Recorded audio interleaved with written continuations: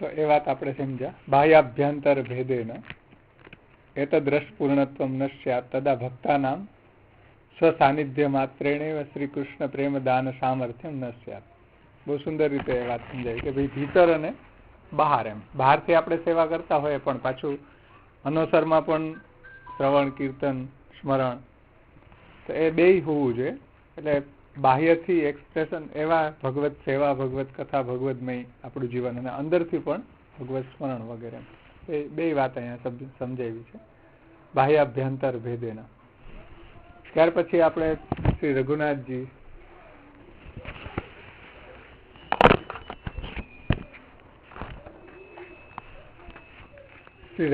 એ સાનિધ્ય માત્ર દત્તા શ્રી કૃષ્ણ પ્રેમા એ નામમાં એ વાત સમજાવી હતી કે પ્રેમને જ અહીંયા સ્થાયી ભાવ બતાવ્યો છે, અને જે મુક્તિ સુધી લઈ જાય છે એવો પ્રેમ પ્રગટ કરવાનું સામર્થ્ય શ્રી મહાપ્રભુજીમાં છે. એ કીધું ને, મુક્તિ સ્થાયી ભાવત્વમ ઇતિવા. એટલે શ્રી મહાપ્રભુજી ભૂતલ ઉપર આચાર્યજીનું પ્રગટ થવાનું મુખ્ય પ્રયોજન એ જ છે કે દૈવી જીવોને પ્રભુ પ્રત્યે ભક્તિ પ્રગટ થાય એમ. એટલે શ્રી ભાગવત વગેરેના ગૂઢ અર્થ પ્રગટ કરવાનું તાત્પર્ય પણ ભક્તિમાં જ છે ને. ભાગવતના ગૂઢ અર્થ પ્રગટ કરીને ભક્તોને કઈ રીતે ભગવાનમાં પ્રેમ એટલે ભક્તિ પ્રગટ થાય, એ તાત્પર્ય છે. એટલે શ્રી રઘુનાથજી પણ એ વાત સમજાવે છે. શ્રી ગોપેશ્વરજીએ એ વાત સમજાવી આપણને.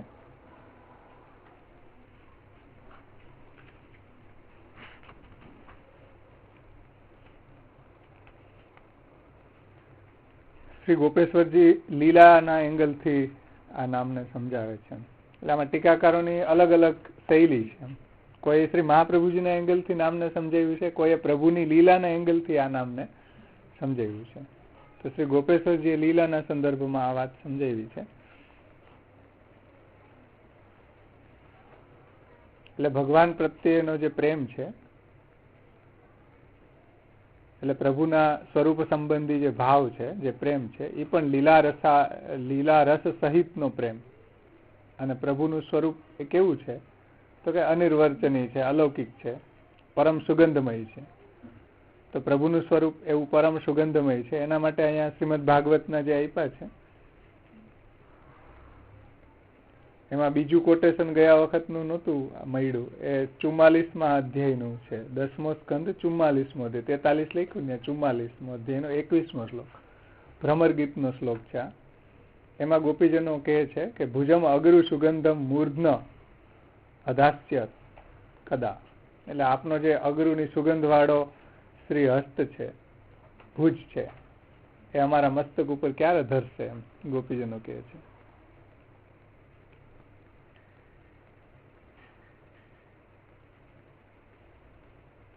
સુગંધની વાત કરી છે કે ગોપીજનો છે ને શ્રી કૃષ્ણની સુગંધ પસંદ આવી રહી છે. ભગવતા સંલાપ દર્શનમ મિલિતશ્ચ છે, વેણુગીતના સુબોધનીજીમાં આવે કે આઘ્રાણમ ચાપી સર્વતા, નાકથી બધી બાજુથી કૃષ્ણની સુગંધ લેવી. એમાં નાકનું સમર્પણ બતાવ્યું. ભગવતા સંલાપ દર્શન મિલિતશ્ચ, તો ભગવાન સાથે વાર્તાલાપ, પછી આ નેત્રોની કૃતાર્થતા દર્શનમાં છે. એ રીતે નાકની કૃતાર્થતા શેમાં છે તો કે આઘ્રાણમ ચાપી સર્વતઃ. આઘ્રાણ એટલે પ્રભુના શ્રીઅંગની બધી બાજુથી સુગંધ લેવી એમ.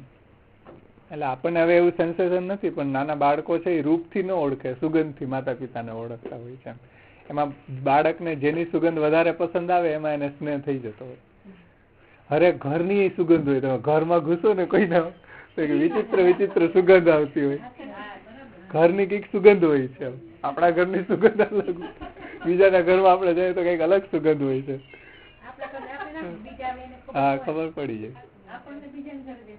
હા, એટલે હરેક ઘરની કઈક સુગંધ હોય છે. એટલે લલિતાબેન ની બાજુમાં ઓલું લસણ વઘારે તો કેવી આમ સફોકેશન થવા માંડે ને, કારણ કે સુગંધ પસંદ, જેને સુગંધ પસંદ આવતી હશે એને પ્રેમ થઈ જતો હશે કે હા મજા આવી ગઈ. પણ જેને પસંદ નહીં આવતી હોય એની સુગંધ, એટલે આપણને મૂંઝારો આવે. કહેવાનું તાત્પર્ય છે કે સુગંધથી પ્રેમ એમાં થાય છે. પશુઓ વગેરેમાં હજી એ સેન્સેશન છે, આપણાઓમાં મોટા થયા એટલે હવે રૂપને જોઈને વધારે આવેલું આપણું એના પરથી આકર્ષણ છે. હકીકતમાં બાળકો વગેરે પશુઓ વગેરેની અંદર હજી એ લોકો સુગંધથી જ એના બચ્ચાઓને ઓળખે, પશુઓ હજી સુગંધથી ઓળખે. એટલે અહીંયા જે વાત લઈ આવ્યા છે ને ગોપેશ્વરજી, સુગંધની લઈ આવ્યા છો એટલે આ વાત થઈ.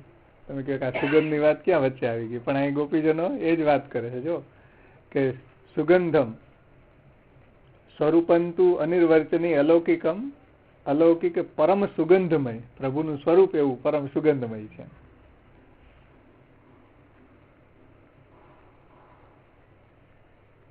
ભાગવતજીની અંદર વર્ણન આવે કે કોણ ઉર્વશી, ઉર્વશી હતી અપ્સરા, એમાંથી કમળની સુગંધ આવતી.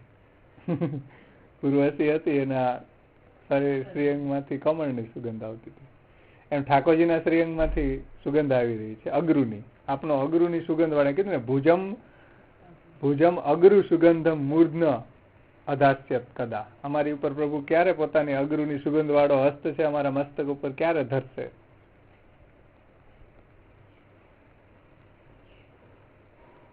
અને 30મા અધ્યાયનું જે છે એ રાસલીલાનું છે.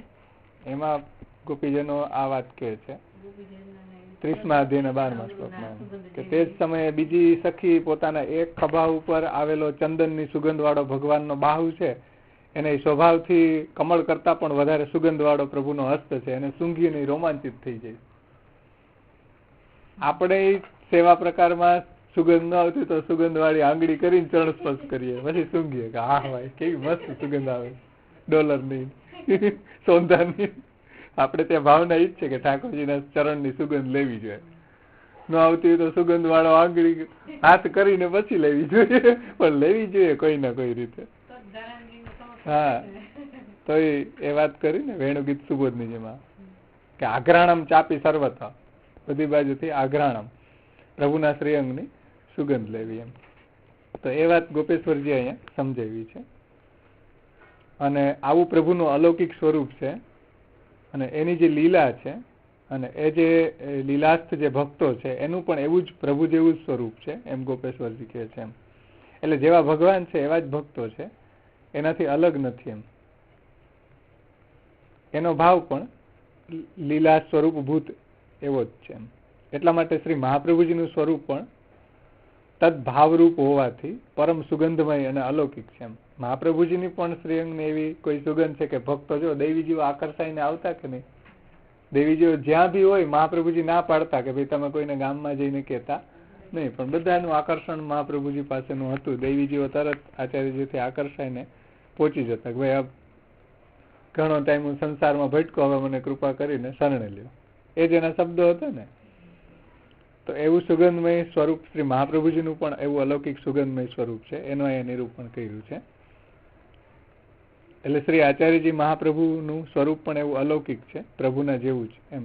એટલે લીલા રસ સંવલિત આપનું સ્વરૂપ છે એમ. શ્રી આચાર્યજીનું સ્વરૂપ પણ એવું લીલા રસથી આપલાવિત છે અને નિજજનોને પણ એ આપલાવિત કરી દે છે. અને શ્રી મહાપ્રભુજી એ લીલા રસથી સંવલિત આપનું સ્વરૂપ છે એટલે તો આપ શ્રી કૃષ્ણની પ્રેમનું દાન ભક્તોને કરે છે. એ ઉચિત જ છે, યોગ્ય છે, કે આપના સાનિધ્ય માત્રથી શ્રી કૃષ્ણની અંદર એવો સ્નેહ થાય એ સ્વાભાવિક વાત છે.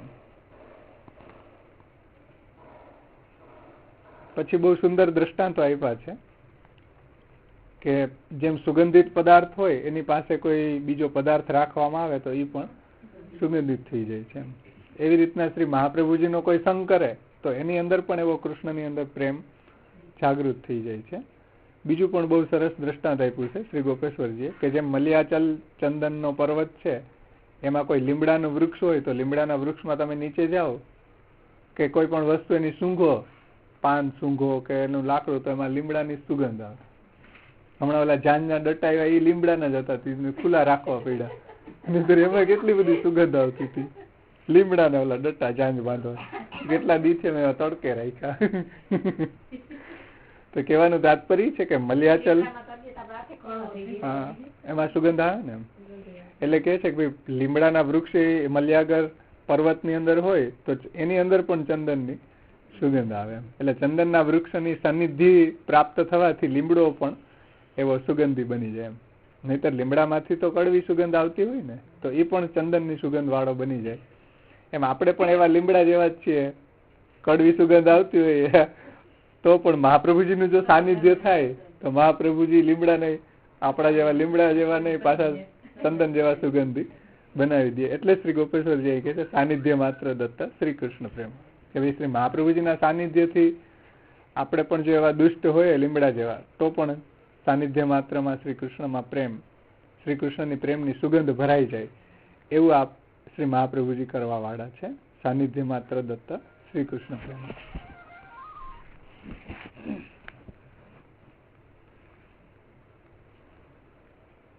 એક વાત ખાસ અહીંયા એ સમજવાની છે કે દત્ત પદ મૂક્યું છે, સાનિધ્ય માત્ર દત્ત.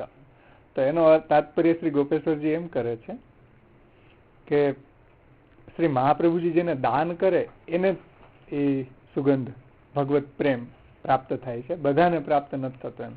એ આપનું અલૌકિકત્વ એ સૂચન કર્યું છે. એટલે શ્રી મહાપ્રભુજી જેનો અંગીકાર કરે છે એની અંદર જ એવું કૃષ્ણ પ્રેમનું દાન કરે છે. પ્રભુએ જેનું વરણ કરેલું છે એમાં જ એવા કૃષ્ણ પ્રેમનું દાન કરે છે. બધામાં નહીં કે હાલ બધા આવી જાય તારા ઘરના, બધાને બ્રહ્મસંબંધ આપી દઉં અત્યારની જેમ, ટકેસર ભાજી ટકેસર ખાજા, એમ જથ્થાબંધ બ્રહ્મસંબંધ નહોતા આપતા મહાપ્રભુજી. જે દૈવીજીવ હતા એનો અંગીકાર કરીને એનામાં કૃષ્ણ પ્રેમનું દાન કરતા હતા. બધામાં નહીં, બધાનો ઉદ્ધાર શ્રી મહાપ્રભુજીને નથી કરવો, કારણ કે ભગવાનની ઈચ્છા બધાનો ઉદ્ધાર કરવાની નથી. દો ભૂત સર્ગા વિત્યુક્તે, બે પ્રકારના ભૂત સર્ગો, પ્રવાહ અને દૈવી અને આસુરી, એવા બે સૃષ્ટિ મેં પ્રગટ કરી છે. ભગવાનની ઈચ્છા એવી નથી. એટલે જો શ્રી મહાપ્રભુજી જેની અંદર બીજ ભાવ છે, જેનું પ્રભુએ વરણ કરેલું છે, એની અંદર કૃષ્ણમાં પ્રેમનું દાન કરે છે. બધાને વાત અહીંયા નથી એમ. એટલે કહેતા કે તારા સંગથી તારા માતા પિતા વગેરેનો ઉદ્ધાર થઈ જશે એમ. એટલે શ્રી મહાપ્રભુજીએ દૈવીજીઓ બનાવ્યા નથી, જેનું વરણ કરેલું છે પ્રભુએ, એવા જે દૈવીજીઓ છે એને કૃષ્ણનું પ્રેમ એમનામાં કેમ પ્રગટ થાય એ વાત સમજાવી છે. એ સાનિધ્ય માત્ર દત્ત શ્રી કૃષ્ણ પ્રેમા છે. બધાની અંદર કૃષ્ણ પ્રેમ થઈ જાય તો પછી બધાનો ઉદ્ધાર થઈ જાય ને. જે ભગવાનની ઈચ્છા બધાનો ઉદ્ધાર કરવાની નથી એમ. કારણ કે સૃષ્ટિ સાતત્ય રાખવું ને, બધાને તમે આખા ગામને બ્રહ્મસંબંધ આપી દો જુનાગઢને, તો પછી સૃષ્ટિનું સાતત્ય કેમ રહેશે? આસુરી જીવોને બ્રહ્મસંબંધ આપી દો તો એ કચરાપટ્ટી પુષ્ટિ માર્ગમાં આવશે, ત્યાં ઉધમ મચાવશે કે કરાવો માળા પેરામણી, કરાવો 56 ભોગ, મનોરથો, ભાગવત સપ્તાહ. શા માટે? એ બધી કચરાપટ્ટી આમાં આવી ગઈ ને, એના કારણે આ દૂષણ ફેલાયું છે. શ્રી મહાપ્રભુજીએ એવું ક્યારેય સાહસ કરેલું નથી એમ, કે જે દૈવીજીવ નથી એને બ્રહ્મસંબંધ આપ્યું એવું ક્યારેય નથી બન્યું એમ. એટલે મહાપ્રભુજી દૈવીજીવ હોય એને જ બ્રહ્મસંબંધ આપી અને ભગવત સેવા પરાયણ કરતા, સાનિધ્ય માત્ર દત્ત શ્રી કૃષ્ણમાં પ્રેમનું દાન કરતા હતા, બધાને નહીં એમ. એ વાત ખાસ અહીંયા દત્ત શબ્દથી કીધી. દત્ત પદેન એતદ તત્વેન એતદ તત્વત્વેનૈવ તત્ સૌગંધ્યમ ભવતિ ઇતિ અલૌકિકત્વમ સૂચિતમ. દત્ત પદનો શ્રી મહાપ્રભુજી જેને દાન કરે છે એને જ સુગંધ, એટલે ભગવત પ્રેમની પ્રાપ્તિ થાય છે, બધાને નહીં. દત્ત દાન કરે, પણ કેને દાન કરે છે? આખા ગામને દાન નથી કરતા. જે એનો અધિકારી હોય, પ્રભુએ જેનું દૈવી જીવ તરીકે વરણ કરેલું છે એને જ દાન કરે છે, બધાને નહીં. અને શ્રી મહાપ્રભુજી જાણે છે કોને પ્રભુએ વરણ કરેલું છે, કોણ દૈવી જીવ છે. કારણ કે આચાર્યજી તો એવા સંસારની અંદર પડેલા જે જીવો છે એમાંથી દૈવી જીવને ઓળખવાની સામર્થ્ય મહાપ્રભુજીમાં છે. એટલું જ નહીં, એના ભેગા એની સાથે જે કૃષ્ણદાસ મેઘન, દામોદરદાસ હરસાનીજી, એની અંદર એવું સામર્થ્ય હતું કે એને દૈવી જીવ તરીકે છે એવું ઓળખી જતા એમ. આધુનિક સમયમાં કેમ ઓળખવું? તો એના પેરામીટર મહાપ્રભુજીએ, પુરુષોત્તમજીએ આવરણભંગ, નિબંધ વગેરેમાં મહાપ્રભુજીએ પુરુષોત્તમજીએ સમજાવ્યા છે કે ભાઈ કૃપા પરિજ્ઞાન છે માર્ગ રૂચ્યાયમ અનુમીયતે. કૃપા એને છે કે નહીં, આની વરણ થયું છે કે નહીં, એ કેવી રીતના સમજવું? તો કે એની સ્થાયી રુચિ, માર્ગની અંદર સ્થાયી રુચિથી એને ઓળખો એમ કે ભાઈ આવ્યો છે તો લેતો જા એમ નહીં. અને પુરુષોત્તમજીએ તો હજી એની વિશેષ કે તાદ્રસત્વંચ ઉત્કટ ભજનાદર ગુરુ શુશ્રુષા તદનુકૂલ પ્રશ્ન માર્ગ રુચિ વેશ ભાષા આચારેશ્ચ ઉદાહરણી, કે ભાઈ એને તાદ્રસત્વ ઉત્કટ ભજનાદર, મારે સેવા કરવી છે, એને એનાથી રહેવાતું ન હોય, એ ઉત્કટ ભજનાદર ગુરુ શુશ્રુષા મહાપ્રભુજીમાં એની નિષ્ઠા, તદનુકૂલ પ્રશ્ન, એ પ્રશ્ન એવા કરતો હોય, તદનુકૂલ પ્રશ્ન માર્ગ રુચિ વેશ ભાષા, એની ભાષા એવી બોલતો હોય દ્રઢતા વાળી, એટલું બધું એનું પરીક્ષણ કરીને પછી એને બ્રહ્મ સંબંધ આપવું, નામ દીક્ષા. અવિચારિત દાન એને સ્વયં દાતા વિનશ્યતી, એમ ગુસાઈજી કહે કે જો વિચાર્યા વગરનું દાન કરવામાં આવે બ્રહ્મ સંબંધ કે શરણ દીક્ષા, અવિચારિત દાને ન સ્વયં દાતા વિનશ્યતી, વિચાર્યા વગરનું જો દાન કરવામાં આવે તો દાતાનો જ નાશ થાય ને, અને દીક્ષા વેચવાનો એને પાપ લાગે, દીક્ષા વિક્રય, દીક્ષા વિક્રીનું પાપ લાગે. એટલે આવી રીતના જો એનું પરીક્ષણ કર્યા વગર, પરીક્ષણ કર્યા વગર તમે જો બ્રહ્મ સંબંધ આપી દો ટકેસર ભાજી ટકેસર ખાજા, તો એ પાપ છે મહાપ્રભુજી ગુસાઈજીના એંગલથી. લોકની અંદર પણ જુઓ, કોઈ પણ જગ્યાએ કોઈ પણ ફેકલ્ટીમાં પરીક્ષણ વગર તમે એન્ટર ન થઈ શકો. ત્યારે હમણાં 12 સાયન્સનું કેટલામાં એટલું 0.5% ઓછો ગેટ આઉટ. શા માટે? પરીક્ષણ એટલે જ રાખ્યું બધી જ જગ્યાએ. કઈ આમાં ભક્તિ માર્ગમાં છે એવું નહીં, ટોટલી માર્ગ, ટોટલી.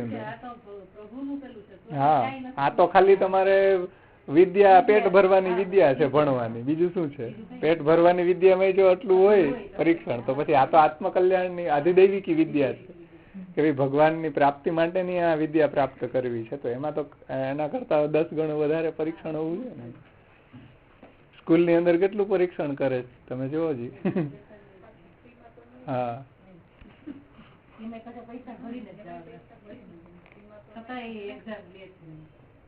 કેટલા મેરિટ છે પેલા એ તમને પૂછે, તમારી બધી લાયકાત જોવે તો તમને એન્ટર થવા દે.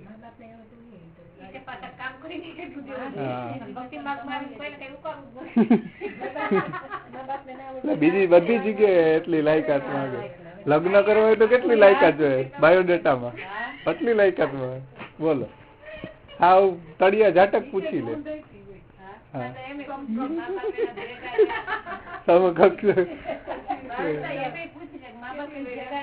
હા, તો પછી કેટલી બધી પૂછપરછ કરે, કેટલી બધી એમાંથી ઇન્ક્વાયરી કરે. ભક્તિ માર્ગમાં શું બગાડ્યું કે એમાં જરાય ઇન્ક્વાયરી નહીં, કોઈ કઈ પાસાઓની ઇન્ક્વાયરી જ નહીં.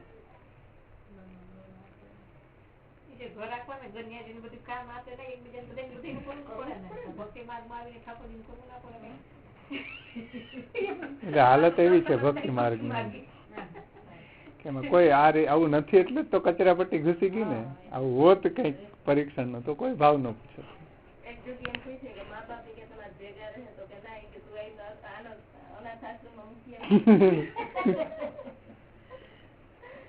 ત્યાર પછી હરિરાયજી, એનું ટૂંકમાં જ આપણે જોયું હતું કે ભાઈ હરિરાયજી અહીંયા શ્રી વલ્લભાષ્ટકના જે શ્લોક છે એ વાત સમજાવી. સાનિધ્ય માત્ર દત્ત શ્રી કૃષ્ણ પ્રેમામાં શ્રી વલ્લભાષ્ટકની અંદર પ્રભુચરણોએ શ્રી ગુસાઈજીએ સ્વામીને શ્રી વલ્લભાગને ક્ષણમપી ભવત સન્નિધાને કૃપાતઃ પ્રાણ પ્રેષ્ઠ વ્રજાધીશ્વર વદન દિદૃક્ષાર્થિતા પૂજનેષુ યત પ્રાદુર્ભાવમ આપનોતિ ઉચિતતરમ ઇદમ યત્પશ્ચાદપિત્થમ દ્રષ્ટ્યપ્યસ્મિન મુખેન્દો પ્રચુરતરમ ઉદેત્યવ તચ્ચિત્રમેત. હે સ્વામી, હે અગ્નિ સ્વરૂપ, હે શ્રી વલ્લભ, આપના ક્ષણ પણ સાનિધ્યથી, આપની કૃપાથી નિજજનોની અંદર પ્રાણથી પણ પ્રિય એવા વ્રજાધિપ ભગવાન શ્રી કૃષ્ણનું મુખ કમલ નિરખવાની આરતીનો તાપ પ્રગટ થાય છે. આ યોગ્ય છે, પરંતુ આપનું મુખ કમલ નિરખ્યા પછી પણ શ્રી કૃષ્ણને દર્શનની આરતીનો તાપ છે એ વધતો જ જાય છે. એ આશ્ચર્ય પમાડે એવી વાત છે. તો આ રીતે સાનિધ્ય માત્ર દત્ત શ્રી કૃષ્ણ પ્રેમા, કે શ્રી મહાપ્રભુના સાનિધ્ય માત્રથી જ પ્રભુની અંદર આવો સ્નેહ પ્રગટ થઈ જાય છે, એ વાત શ્રી હરિરાય ચરણોએ સમજાવી છે. અને આમાં પણ દત્ત એ જે શબ્દ છે એને ભૂત કૃદંતમાં સમજાવ્યું ને. હા, દત્ત શબ્દ ભૂતોક્ત્યા, એટલે જેનું કરેલું છે વરણ, એમ. દત્ત શબ્દ છે ભૂત કૃદંત, એટલે અપાયેલું છે, મતલબ કે સાનિધ્ય માત્રથી દાન કરેલું. એટલે પેલા પ્રભુ એનું જે યમે વૈશ વૃણુ તે જેનું વરણ કરેલું છે એને શ્રી મહાપ્રભુજી દાન કરે છે. એવું સામર્થ્ય શ્રી મહાપ્રભુજીમાં છે.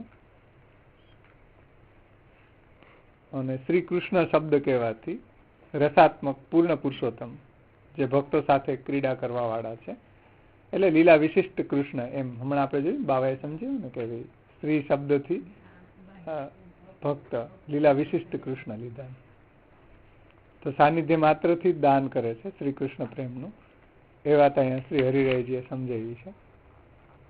પછી લેખકારજીએ શ્રી વલ્લભજીએ એ વાત સમજાવી કે જે રીતે અગ્નિની નિકટ જાય તો એની જે ઉષ્ણતા છે આપણી અંદર, એની ઉષ્ણતા આવે, એવી રીતના મહાપ્રભુજીના સાનિધ્ય માત્રથી સેવકોની અંદર પણ એવી રીતના ભગવત પ્રેમ પ્રગટ થાય છે. અને એમાં પણ મુખ્ય સ્વામીની સહિત શ્રી કૃષ્ણમાં પ્રેમનું દાન કરે છે.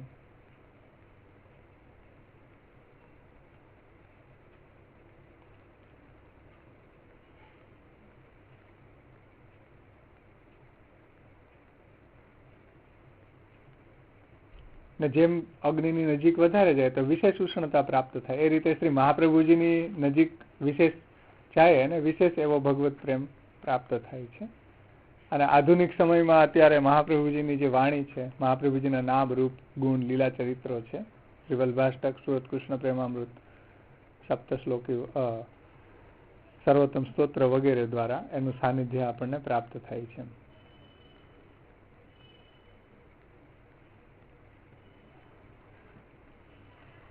વદનાનંદદાસજી એ વાત સમજાવી કે શ્રી મહાપ્રભુજીની સાનિધ્ય થવાથી જ ભક્તો સહિત ભગવાનમાં પ્રેમનું દાન કરે છે.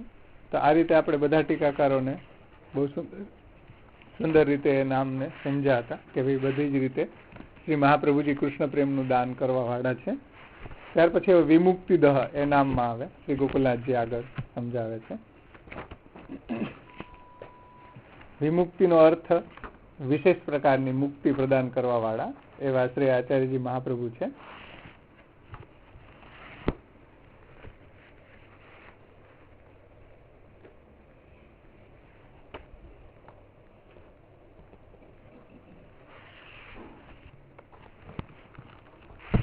ઉત્થાનિકામાં શ્રી ગોકુલનાથજી કહે છે વિમુક્તિ દહ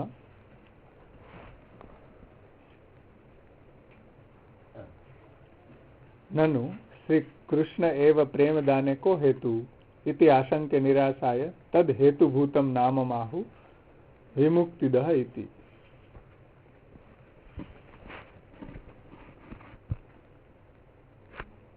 એટલે શ્રી કૃષ્ણની અંદર જ પ્રેમનું દાન કરવામાં શું હેતુ છે?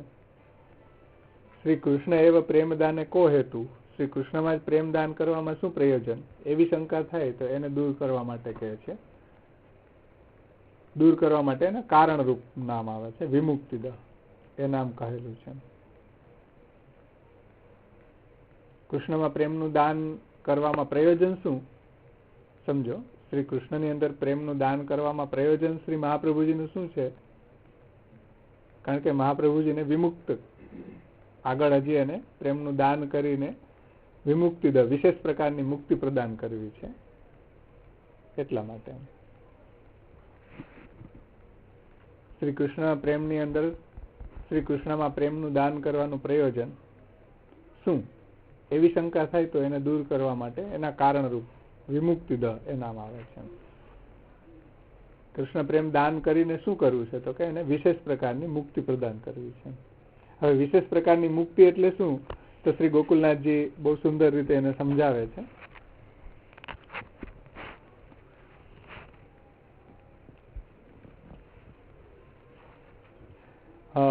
વિશિષ્ટામ પુષ્ટિ માર્ગીયા સાક્ષાત ભગવત સંબંધ રૂપા મુક્તિ. આ મુક્તિ એટલે શું? સમજો, આપણી વિશિષ્ટ પ્રકારની મુક્તિ અહીંયા કહી રહ્યા છે, એટલે વિલક્ષણ પ્રકારની મુક્તિ. બીજી બધી મુક્તિઓ કરતા, કારણ કે મર્યાદા માર્ગની અંદર કોઈ મુક્તિનું સ્વરૂપ અલગ છે, સાયુજ્ય, સામીપ્ય, સાલોક્ય, સારૂપ્ય, એકત્વમ વગેરે. જ્ઞાન માર્ગની અંદર મુક્તિનું સ્વરૂપ અલગ છે, અક્ષર બ્રહ્મની અંદર એને વિલય થઈ જવું. કર્મ માર્ગની અંદર મુક્તિ તમે જુઓ તો આત્મસુખ એ મુક્તિનો પ્રકાર છે. એ રીતે બંધન શું છે એનાથી મુક્તિ આપણે ડિસાઈડ કરી શકીએ. અહીંયા જે મુક્તિનો પ્રકાર છે એ શ્રી ગોકુલનાથજી સમજાવે છે કે વિશિષ્ટામ પુષ્ટિ માર્ગીયા મુક્તિયા, વિલક્ષણ પ્રકારની મુક્તિ. અહીંયા કોઈ છૂટવાની વાત નથી. બીજા બધાની અંદર તમે જો છૂટવું, આ સંસારમાંથી છૂટવું એટલે દુઃખની નિવૃત્તિ થવી, એનું નામ મુક્તિ. કે અક્ષર બ્રહ્મની અંદર વિલય થઈ જવો, એનું નામ મુક્તિ. એવો કોઈ મુક્તિનો પ્રકાર આપણે ત્યાં ભક્તિ માર્ગમાં નથી. ભક્તિ માર્ગની અંદર કોઈ વિલક્ષણ પ્રકારની મુક્તિ છે. કયા પ્રકારની? તો કે સાક્ષાત ભગવત સંબંધ થવો, એનું નામ મુક્તિ. ભગવાનની સાથે સર્વે ઇન્દ્રિયો તથા ચાંતઃકરણે આત્માનામ અપી, બધી ઇન્દ્રિયો, અંતઃકરણ અને આત્માથી ભગવાનની સાથે જોડાઈ જવું, એનું નામ મુક્તિ. ટોટલી સર્વે ઇન્દ્રિયોથી પ્રભુમાં જોડાઈ જવું, પ્રભુની સેવામાં, કથા ગુણગાનમાં બધી રીતે જોડાઈ જવું, એનું નામ મુક્તિ છે. તો એ વાત શ્રી ગોકુલનાથજી અહીંયા સમજાવે છે કે વિશિષ્ટામ પુષ્ટિ માર્ગીયા સાક્ષાત ભગવત સંબંધ રૂપામ મુક્તિ દદાતી ઇતિ વિમુક્તિ દહ.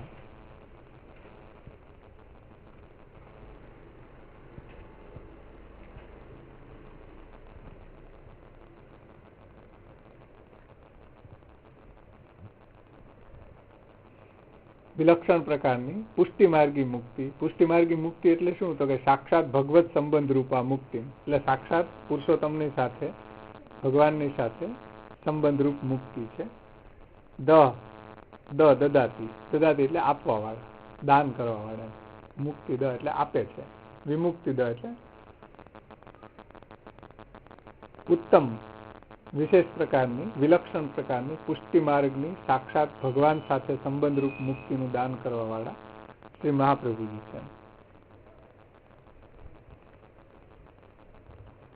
જેને શ્રી મહાપ્રભુજીએ ભક્તરત્ન વૃત્ર એની ચતુશ્લોકીના સંગ્રહ શ્લોક બનાવ્યો ને, પુષ્ટિ માર્ગે હરે દાસ્યમ ધર્મો અર્થો હરિરેવહી કામો હરે દિદ્રક્ષેવ અને મોક્ષ કૃષ્ણસ્ય ધ્રુવ. મોક્ષ એટલે શું? તો કે સર્વ રીતે કૃષ્ણના બની જવું. એ વાત ગોકુલનાથજી અહીં કહે છે કે ભાઈ સાક્ષાત પુરુષોત્તમની સાથે સંબંધ થવો એ પુષ્ટિ ભક્તિ માર્ગી મુક્તિ છે. એ વિશેષ પ્રકારની મુક્તિ. આગળ શ્રી ગોકુલનાથજી કહે છે કે પુષ્ટિ માર્ગે ભગવત સંબંધસ્ય મુક્તિત્વ કથનસ્ય અયમ અભિપ્રાય. એટલે પુષ્ટિ ભક્તિ માર્ગની અંદર સાક્ષાત ભગવાનની સાથે સંબંધ, એનું નામ મુક્તિ, એવું જે કહી રહ્યા છે એનો આશય એવો છે. એનો આશય શું એ હવે નીચે બતાવે છે. પુષ્ટિ ભક્તિ માર્ગની અંદર ભગવાનના સંબંધને જ મુક્તિ કઈ છે, એનો અભિપ્રાય એ પ્રમાણે છે કે યથા મર્યાદા માર્ગ સાયુજ્યાદિ મુક્તિ રેવ, સાયુજ્યાદિ મુક્તે રેવ ફલત્વમ. એટલે મર્યાદા માર્ગની અંદર સાયુજ્ય આદિ મુક્તિ ફલ છે. સાયુજ્ય આદિ શબ્દથી સાયુજ્ય, સામીપ્ય. સાયુજ્ય એટલે ભગવાનની અંદર લય થઈ જવો. સામીપ્ય એટલે ભગવાનના લોકમાં, વૈકુંઠમાં વાસ. સાલોક્ય, સાલોક્ય એટલે સાયુજ્ય એટલે એમાં વિલીન થઈ જવું. સાલોક્ય એટલે ભગવાનના લોકમાં વાસ થવો, વૈકુંઠમાં. અને સામીપ્ય એટલે ભગવાનની નજીક વાસ. ભગવાન જ્યાંથી પધારતા હોય અથવા તો ભગવાનનો ફ્લેટ હોય એની સામે, ભગવાનનો બંગલોઝ હોય એની સામે કોઈ ફ્લેટ મળી જવો. તો સામીપ્ય. સારૂપ્ય, સારૂપ્ય એટલે ભગવાનના જેવું ચતુર્ભુજ રૂપ, જેના દૂતોનું વર્ણન આવે ને ચતુર્ભુજ. શ્રીમદ ભાગવતજીની અંદર પણ ષષ્ઠમ સ્કંદની અંદર અજામિલના પ્રસંગમાં આવે કે ભાઈ દૂતો લેવા આવ્યા તો એનું સ્વરૂપનું વર્ણન આવે. કેવા હતા? તો કે ભગવાનના જેવા શ્યામ હતા, ભગવાનના જેવા ચતુર્ભુજ રૂપ હતા, કિરીટ ધારણ કરેલો હતો, પીતાંબર ધારણ કરેલું હતું. એમ તો એ સારૂપ્ય મુક્તિ. શ્રીમદ ભાગવતજીની અંદર બહુ સુંદર એનો પ્રસંગ આવે કે પૌંડરક હતો. પૌંડરક છે એ એમ માનતો કે હું કૃષ્ણ છું. એને બે જ હાથ હતા, બે હાથ પાછળથી ડમી લગાડી ચોટાડ્યા હતા. પાછો આમ શંખ ચક્ર ગદાય ધારણ કરતો ઠાકોરજીની જેમ. તો એ ભગવાનના ચતુર્ભુજનું જ ચિંતન કરતો રહેતો. એટલે પ્રભુએ જયારે એને હણ્યો તો એને સારૂપ્ય મુક્તિ પ્રાપ્ત થઈ. ભગવાનના જેવું જ એને શું એમ. આમ વિરોધી હતો, આસુર હતો. જોકે આમ સીધો હતો પણ આજુબાજુના ચમચાઓ એવા હતા કે એને ચડાવ્યા જ કરે. તું પુરુષોત્તમ છો. અત્યારે મહારાજોને જે વૈષ્ણવ હવા ભરે કે આપ તો સાક્ષાત પુરુષોત્તમ, એમ ઓલા બધા ભેગા મળી અને આ બિચારા પૌંડરક થોડીક ઓછી હતી એમાં, એટલે બધા ચડાવતા બાજુમાં રહી કે તું પુરુષોત્તમ છે, તું સાચો કૃષ્ણ તો શું તું છે, ઓલો તો ડમી છે. કે એને દૂત મોકલો કે ભાઈ સાચો કૃષ્ણ તો હું છું, વાસુદેવ સાચો હું છું, એમ તમે ખોટા છો, એટલે તમે તમારા શંખ ચક્ર ગદા પદ્મ અહીંયા જમા કરાવી જાઓ. તો એ ભગવાન પધાર્યા જમા કરવા.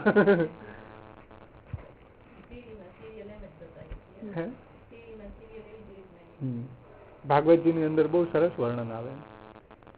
એને આમ નતું, પણ આજુબાજુના એને બહુ ચડાવતા, એટલે એ 5-10 જણા કે પછી એને લાગે ને કે હા ભાઈ હું પૂછતો તમે શું ખરી, માણસ ને ભ્રાંતિ થઈ જાય એમ. એટલે કહેવાનું તાત્પર્ય એટલું જ છે અહીંયા કે સારૂપ્ય મુક્તિ એટલે શું, તો કે ભગવાનના જેવું રૂપ એમ. એટલે શ્રી ગોકુલનાથજી શું કહે છે સમજો ધ્યાનથી, કે યથા મર્યાદા માર્ગે સાયુજ્ય આદિ મુક્તિ રહેવા. મર્યાદા માર્ગની અંદર સાયુજ્ય આદિ મુક્તિ છે. સાયુજ્ય, સામીપ્ય, સાલોક્ય, સારૂપ્ય, શાસ્તિ એટલે ભગવાનના જેવું ઐશ્વર્ય. તો એ રીતે સાયુજ્ય આદિ મુક્તિ ફલ પ્રાપ્ત થાય છે. તથા અસ્મિન માર્ગે ભગવત સંબંધસ્યૈવ ફલત્વમ ન સાયુજ્યાદે.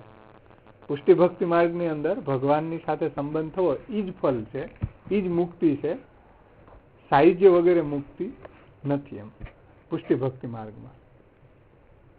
મર્યાદા માર્ગની અંદર સાયુજ્ય વગેરે મુક્તિ ફલ છે, સાયુજ્ય, સામીપ્ય, સાલોક્ય, સારૂપ્ય, શાસ્તિ.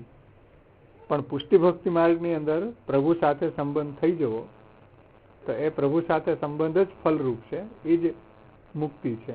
સાયુજ્ય વગેરે ફલ પુષ્ટિ ભક્તિ માર્ગમાં નથી, એમ શ્રી ગોકુલનાથજી કહે છે. કે અસ્મિન માર્ગે પુષ્ટિ ભક્તિ માર્ગમાં, આપણા માર્ગમાં ભગવત સંબંધસ્યૈવ ફલત્વમ ન સાયુજ્યાદે. ભગવાનની સાથે સંબંધ થવો. ભગવાનની સાથે સંબંધ થવો એટલે શું? સર્વેન્દ્રિય તથા ચાંતઃકરણે આત્માનામપી. બધી ઇન્દ્રિયોથી, આત્માથી, અંતઃકરણથી ભગવાનનું ભજન કરવું, એનું નામ ભગવાન સાથે સંબંધો. ખાલી દર્શન કરીને ભાગી જાઓ એ ભગવાન સાથે સંબંધની વાત નથી. અહીંયા કમ્પ્લીટનેસ, બધી ઇન્દ્રિયોથી ભગવાનની અંદર વિનિયોગ એમ. ભગવતાસન સલ્લાપ દર્શનમ મિલિતસ્ય છે, જે વેણુગીતના સુબોધનીજીમાં આવે ને, કે બધી ઇન્દ્રિયોથી ગોપીજનોનું સમર્પણ જે પ્રભુમાં હતું એની વાત અહીંયા છે. એ અહીંયા મુક્તિ છે, વિશેષ પ્રકારની મુક્તિ. કે ભગવતાસન સલ્લાપ દર્શનમ મિલિતસ્ય ચ આશ્લેષમ સેવનમ ચાપી સ્પર્શશ્ચાપી તથાવિધ અધરામૃત પાનમ ચ ભોગો રોમોદ્ગમ તથા તત્કુજીતાનામ શ્રવણમ આઘ્રાણમ ચાપી સર્વત તદંતિક ગતિર નિત્યમેવ તદ્ભાવનમ સદા ઇદમેવેન્દ્રિય વતામ ફલમ મોક્ષોપી નાન્યથા. એ વેણુગીત સુબોધનીજીમાં મહાપ્રભુજી કીધું કે ભાઈ ગોપીજનોના બધા જ ઇન્દ્રિયોના ક્રિયાકલાપો ભગવાનમાં સમર્પિત હતા. શું? તો કે ભગવતાસન સલ્લાપ, રસના હતી એનો વિનિયોગ ભગવાનની સાથે વાર્તાલાપમાં. દર્શન મિલિતસ્ય છે, ભગવાનનું મળે ત્યારે એનું દર્શન. તો જો નેત્ર ઇન્દ્રિયોનું સાર્થકતા પ્રભુના દર્શનમાં. આશ્લેષમ સેવનમ ચાપી સ્પર્શશ્ચાપી તથાવિધ એટલે પ્રભુનું આલિંગન, બાહુઓથી પ્રભુનું આલિંગન, આપણે ત્યાં હસ્તથી ભગવાનની સેવા. પછી અધરામૃત પાનમ ચ, પછી રોમાંચ થવો, અધરામૃત પાન. પછી તત્કર્ણ જે છે એનું સમર્પણ, તત્પૂજિતાનામ શ્રવણમ, પ્રભુના વેણુનાદનું શ્રવણ, એ રીતે ભગવદ્ ગુણાનુવાદનું શ્રવણ. આઘ્રાણમ ચાપી સર્વત, હમણાં જ આઘ્રાણમની વાત આવી ને. આઘ્રાણમ એટલે સૂંઘવું, ભગવાનની શ્રી અંગની બધી બાજુથી સુગંધ લેવી, આઘ્રાણમ. અને તદંતિક ગતિ નિત્યમ, ભગવાનની તરફ દોડીને જવું, એ ચરણનું સમર્પણ, ભગવાનની સેવા માટે દોડીને જવું એમ. અને મન તદભાવનમ, ભગવાનની લીલાઓનું ભાવન કરવું. આ જ બધી ઇન્દ્રિયો વાળાનું ફલ આ જ છે. અને મુક્તિ આ જ છે. પુષ્ટિ ભક્તિ માર્ગી મુક્તિનો મતલબ થાય બધી ઇન્દ્રિયો ભગવાનમાં સમર્પિત થવી, બધી ઇન્દ્રિયોથી ભગવાનની સેવા કરવી, એનું નામ વિમુક્તિ, એમ ગોકુલનાથજી કહે છે. ગોકુલનાથજી અહીં શું કહે છે કે ભાઈ મર્યાદા માર્ગની જે મુક્તિ છે, છૂટવું, એવી અહીંયા મુક્તિ નથી. અહીંયા છૂટવું નથી, અહીંયા બંધાવું છે. એટલે જો મુક્તિના પ્રકાર અલગ અલગ હોય છે. મહાપ્રભુજીએ નિરોધ લક્ષણમાં આજ્ઞા કરી કે ભાઈ હરિણા વિનિર્મુક્તા તે મગ્ના ભવસાગર. તો ત્યાં છૂટી ગયા એ બધા ભવસાગરમાં ડૂબી ગયા. અને એ નિરુદ્ધાસ્ત એવાત્ર મોદમ આયંત્ય હરનિશો, અને ભગવાને જેને જકડી રાખ્યા એ બધા ભગવદ આનંદ, સ્વરૂપાનંદ, ભજનાનંદ લે. તો જો બંધાવું ઈ મુક્તિ છે. આપણે તો છૂટવું ઈ મુક્તિ નથી. એટલે ડેફિનેશન અલગ હશે. એમ અહીંયા શું કે મર્યાદા માર્ગમાં શું મુક્તિ છે? સાયુજ્ય, સામીપ્ય, સાલોક્ય આ બે છૂટ્યા પછી. કારણ કે મુક્તિ તો એવી જ રીતના થશે ને, આમાંથી છૂટવું, સંસારમાંથી છૂટી અને સાયુજ્ય વગેરે મુક્તિ થવી. જ્ઞાન માર્ગ હશે તો જ્ઞાન માર્ગમાં મુક્તિ કેવી હશે કે આ બધામાંથી વૈરાગ્ય લઈ આવીને જ્ઞાનની સાધના કરશે જયારે, ત્યારે પછી અક્ષર બ્રહ્મ ની અંદર એને વિલીન થઈ જશે. ક્યારે? દેહાંતરે. તો ત્યાં પણ જો દેહ છૂટ્યા પછી મુક્તિ છે. આ સાયુજ્ય વગેરે મુક્તિ પણ દેહાંતરે છે. પુષ્ટિ ભક્તિ માર્ગી મુક્તિ એવી છે, કાંઈ છૂટવું નથી, કોઈ વસ્તુથી અહીંયા છૂટવાની જરૂર નથી. એમ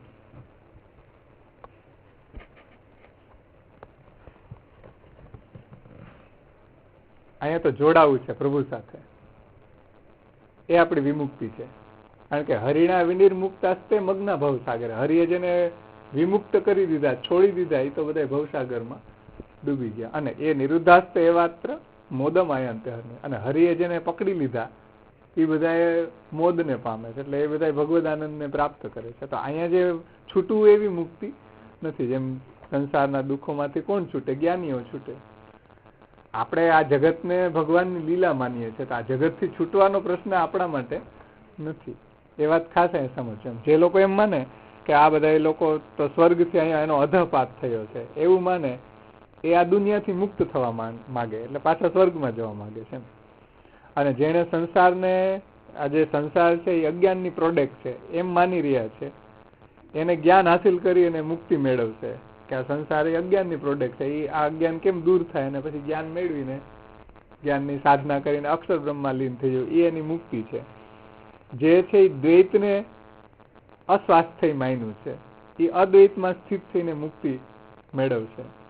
પણ આપણે જગતને એવું માનતા નથી. આપણે જગતને ભગવાનની એક લીલા માની છે.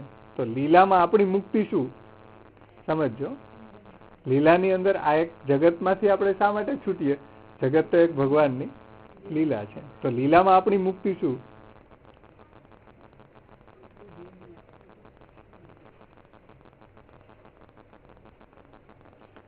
શાસ્ત્રની અંદર એ વાત કહી છે કે અવિદ્યાથી બંધન થાય છે અને વિદ્યાથી મુક્તિ થાય.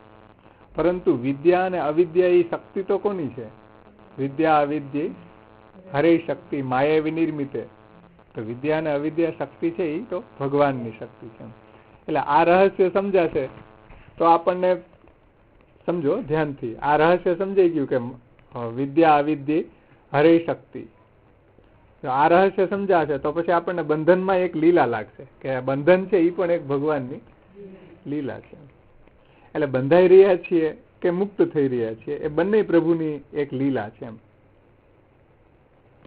અને પ્રેમથી પ્રિયની સાથે બંધાઈ જવું એનું નામ મુક્તિ છે. અહીંયા પ્રેમથી પ્રભુની સાથે જોડાઈ જવું, બધી ઇન્દ્રિયોથી ભગવાનની સાથે જોડાઈ જવું એનું નામ મુક્તિ. એ ગોકુલનાથજી કહે છે સર્વે ઇન્દ્રિયોથી જો ભગવત અયમ અસ્મિન માર્ગે ભગવત સંબંધસ્યૈવ ફલત્વમ ન સાયુજ્યમ.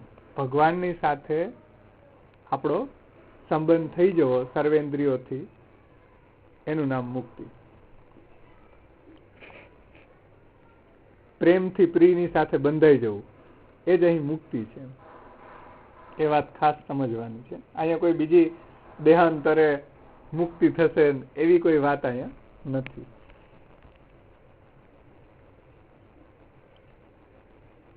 કમ્પ્લીટનેસ, બધી ઇન્દ્રિયોથી ભગવાનની અંદર સંપૂર્ણ રીતે જોડાઈ જવું એનું નામ પુષ્ટિ માર્ગી મુક્તિ.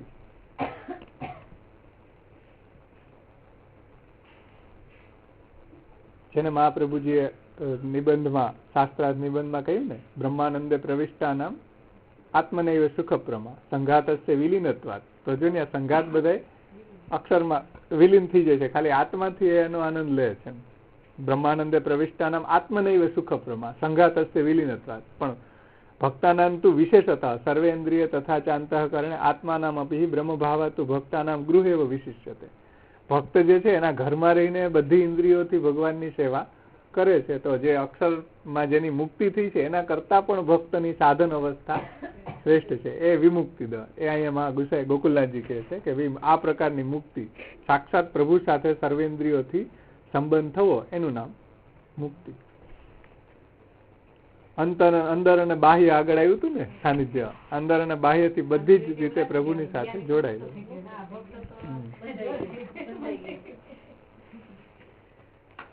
એટલે આપણે કઈ છૂટવું નથી. આપણે શા માટે છૂટી આ જગત થી? આ જગત તો આપણા ઠાકોરજીની લીલા છે.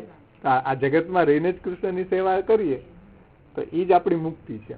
આપણે ક્યાંયથી છૂટીને ક્યાંય બીજે કઈ ફલ મેળવવું એવું નથી. આપણે તો ભગવાન એવહી ફલમ, જુઓ, ભગવાન એવહી ફલમ સ યથા આવિર્ભવેત ભુવિ નતું ગૌલોક ધામે, સ યથા આવિર્ભવેત ભુવિ. આપણા ઘરમાં પ્રગટ થવું ઈ જ ફલ છે ઠાકોરજીનું. શ્રી મહાપ્રભુજી સુબોધનીજીમાં કે જ્યાં નંદાત્મા જ બિરાજતો હોય ત્યાં નંદાલય પ્રગટ થઈ જાય. કે ઠાકોરજી એકલા નથી, બધા લીલા વિશિષ્ટ કૃષ્ણ જ્યાં બિરાજે છે ત્યાં બધું વૈકુંઠ પ્રગટ થઈ જાય, યમુનાજી પ્રગટ થઈ જાય, ગિરિરાજજી પ્રગટ થઈ જાય, વ્રજ ભક્તો પ્રગટ થઈ જાય, ગાયો વગેરે બધું જ લીલા સામગ્રી સહિત જ ઠાકોરજી બિરાજે છે. એટલે આપણી વિમુક્તિ કેવા પ્રકારની છે? શ્રી ગોકુલનાથજી કહે છે કે અસ્મિન માર્ગે ભગવત સંબંધસ્યૈવ ફલત્વમ ન સાયુજ્યાદે. ભગવાનની સાથે સર્વેન્દ્રિયોથી એનો સંબંધ થવો, એની સેવા કરવી, એનું નામ જ વિમુક્તિ છે, વિલક્ષણ પ્રકારની મુક્તિ. સાયુજ્ય વગેરે આપણે પુષ્ટિમાર્ગી મુક્તિ નથી. ભગવત સંબંધસ્યૈવ ફલત્વમ ન સાયુજ્યાદે ઇતિ જ્ઞાપનાય મુક્તિત્વ કથનમ.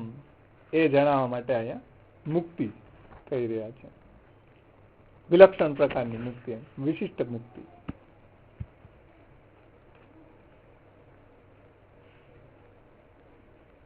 પુષ્ટિ ભક્તિ માર્ગની અંદર એ રીતે ભગવાનની સાથે સંબંધ થવો એ જ ફલરૂપ છે, સાયુજ્ય વગેરે ફલરૂપ નથી. એમ જણાવવા માટે તે સંબંધને જ અહીંયા ફલરૂપ બતાવ્યો છે. પ્રભુ સાથે એવો સંબંધ થવો એ જ ફલરૂપ છે, સાયુજ્ય વગેરે ફલરૂપ નથી. ઇતિ જ્ઞાપનાય મુક્તિત્વ કથનમ. એ જણાવવા માટે અહીંયા મુક્તિનું કથન કર્યું છે. યથા મુક્તાનામ પુનઃ અન્ય અવસ્થા અભાવ.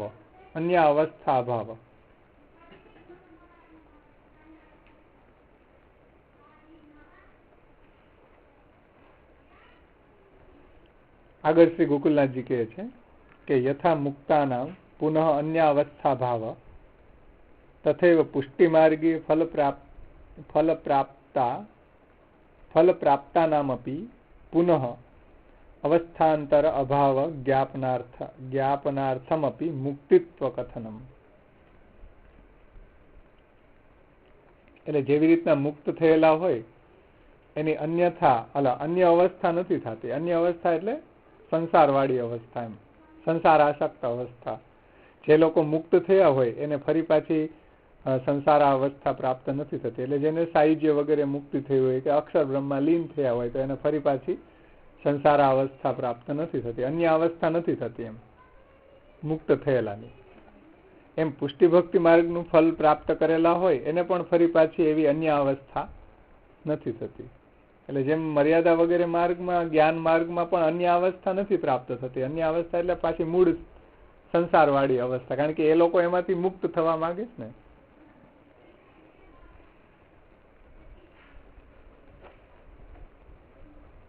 કે યથા મુક્તાનામ પુનઃ અન્ય અવસ્થા ભાવમ તથૈવ પુષ્ટિમાર્ગી ફલ પ્રાપ્તાનામપી પુનઃ અવસ્થાંતર અભાવ જ્ઞાપનાર્થમપી મુક્તિત્વ કથનમ. એટલે પુષ્ટિ ભક્તિ માર્ગની અંદર પણ પાછી એવી અવસ્થા નહીં આવે. કેવી?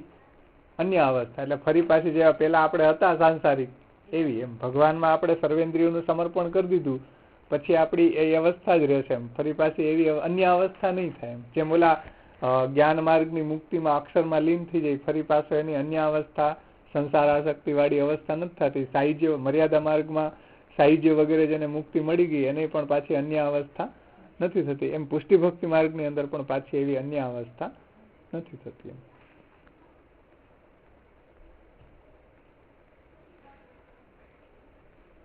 જુદી અવસ્થા, મુક્તિથી જુદી અવસ્થા.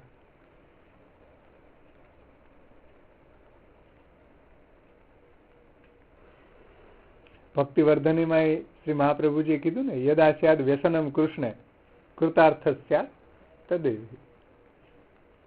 તો જયારે એ અવસ્થા આવી ગઈ છે પછી એની અન્ય અવસ્થા પ્રાપ્ત નથી થતી. મુક્તિ રીતવા અન્યથા રૂપમ સ્વરૂપેણ વ્યવસ્થિત, પોતાના સ્વરૂપની અંદર સ્થિત થઈ જાય એનું નામ મુક્તિ. અન્યથા રૂપનો ત્યાગ કરીને સ્વરૂપમાં સ્થિતિ થવી એનું નામ મુક્તિ. અને આપણે ત્યાં જે ગોકુલનાથજી એ સમજાવ્યું ને કે ભગવત સાથે સંબંધ, જેને શ્રી મહાપ્રભુજી ચતુશ્લોકીમાં કહે છે સ્મરણમ ભજનન ચાપી ન ત્યાજ્યમ ઇતિ મે મતિ. એ મુક્તિની ડેફિનેશન જ આપી, ધર્મ અર્થ કામ અને મોક્ષ. કે ભાઈ સ્મરણ અને ભજનનું સાયકલ આપણા જીવનમાં ચાલુ થઈ જવું એનું નામ મોક્ષ. મોક્ષ એટલે કાંઈ અહીંથી છૂટીને બીજે ક્યાંય જવાનું નથી. સ્મરણ અને ભજન આપણા જીવનમાં એનું પુરુષાણામ તથા સ્ત્રીણામ રાત્રે ચ દિવસે તથા જ્ઞાનમ ભક્તિશ્ચ સતતમ ચક્રવત પરિવર્તતે. તો આપણે મુક્તિને જીવી રહ્યા છીએ. આપણા જીવનમાં સેવા અને કથાનું ચક્ર સાયકલિકલ ચાલવા માંડ્યું, સર્વેન્દ્રિયોનું ભગવાનમાં સમર્પણ થઈ ગયું, તો પછી વિમુક્ત થઈ ગયો. વિલક્ષણ મુક્તિ છે એમ ગોકુલનાથજી કહે છે. વિમુક્તિદ એટલે વિશેષ પ્રકારની મુક્તિ પ્રદાન કરવા વાળા શ્રી મહાપ્રભુજી છે.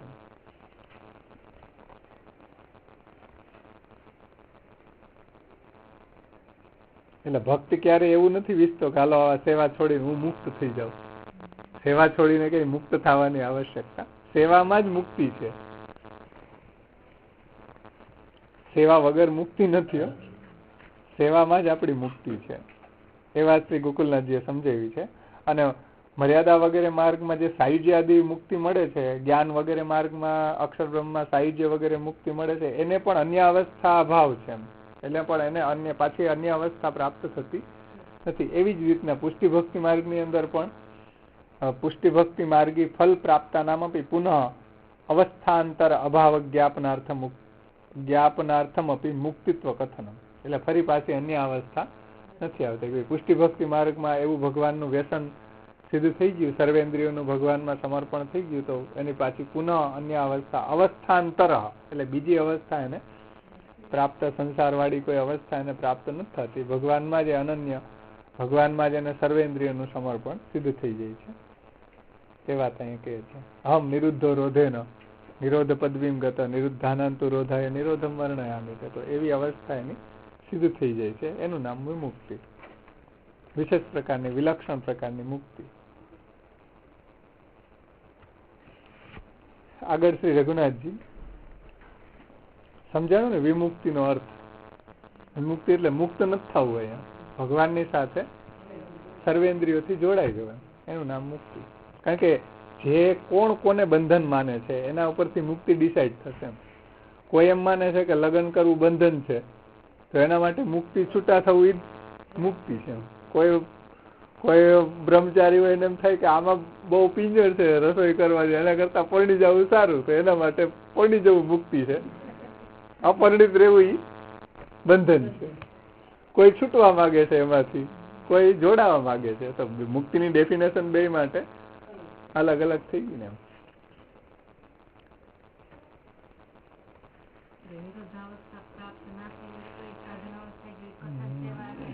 હા, તો મુક્તિને જીવી રહ્યો છે.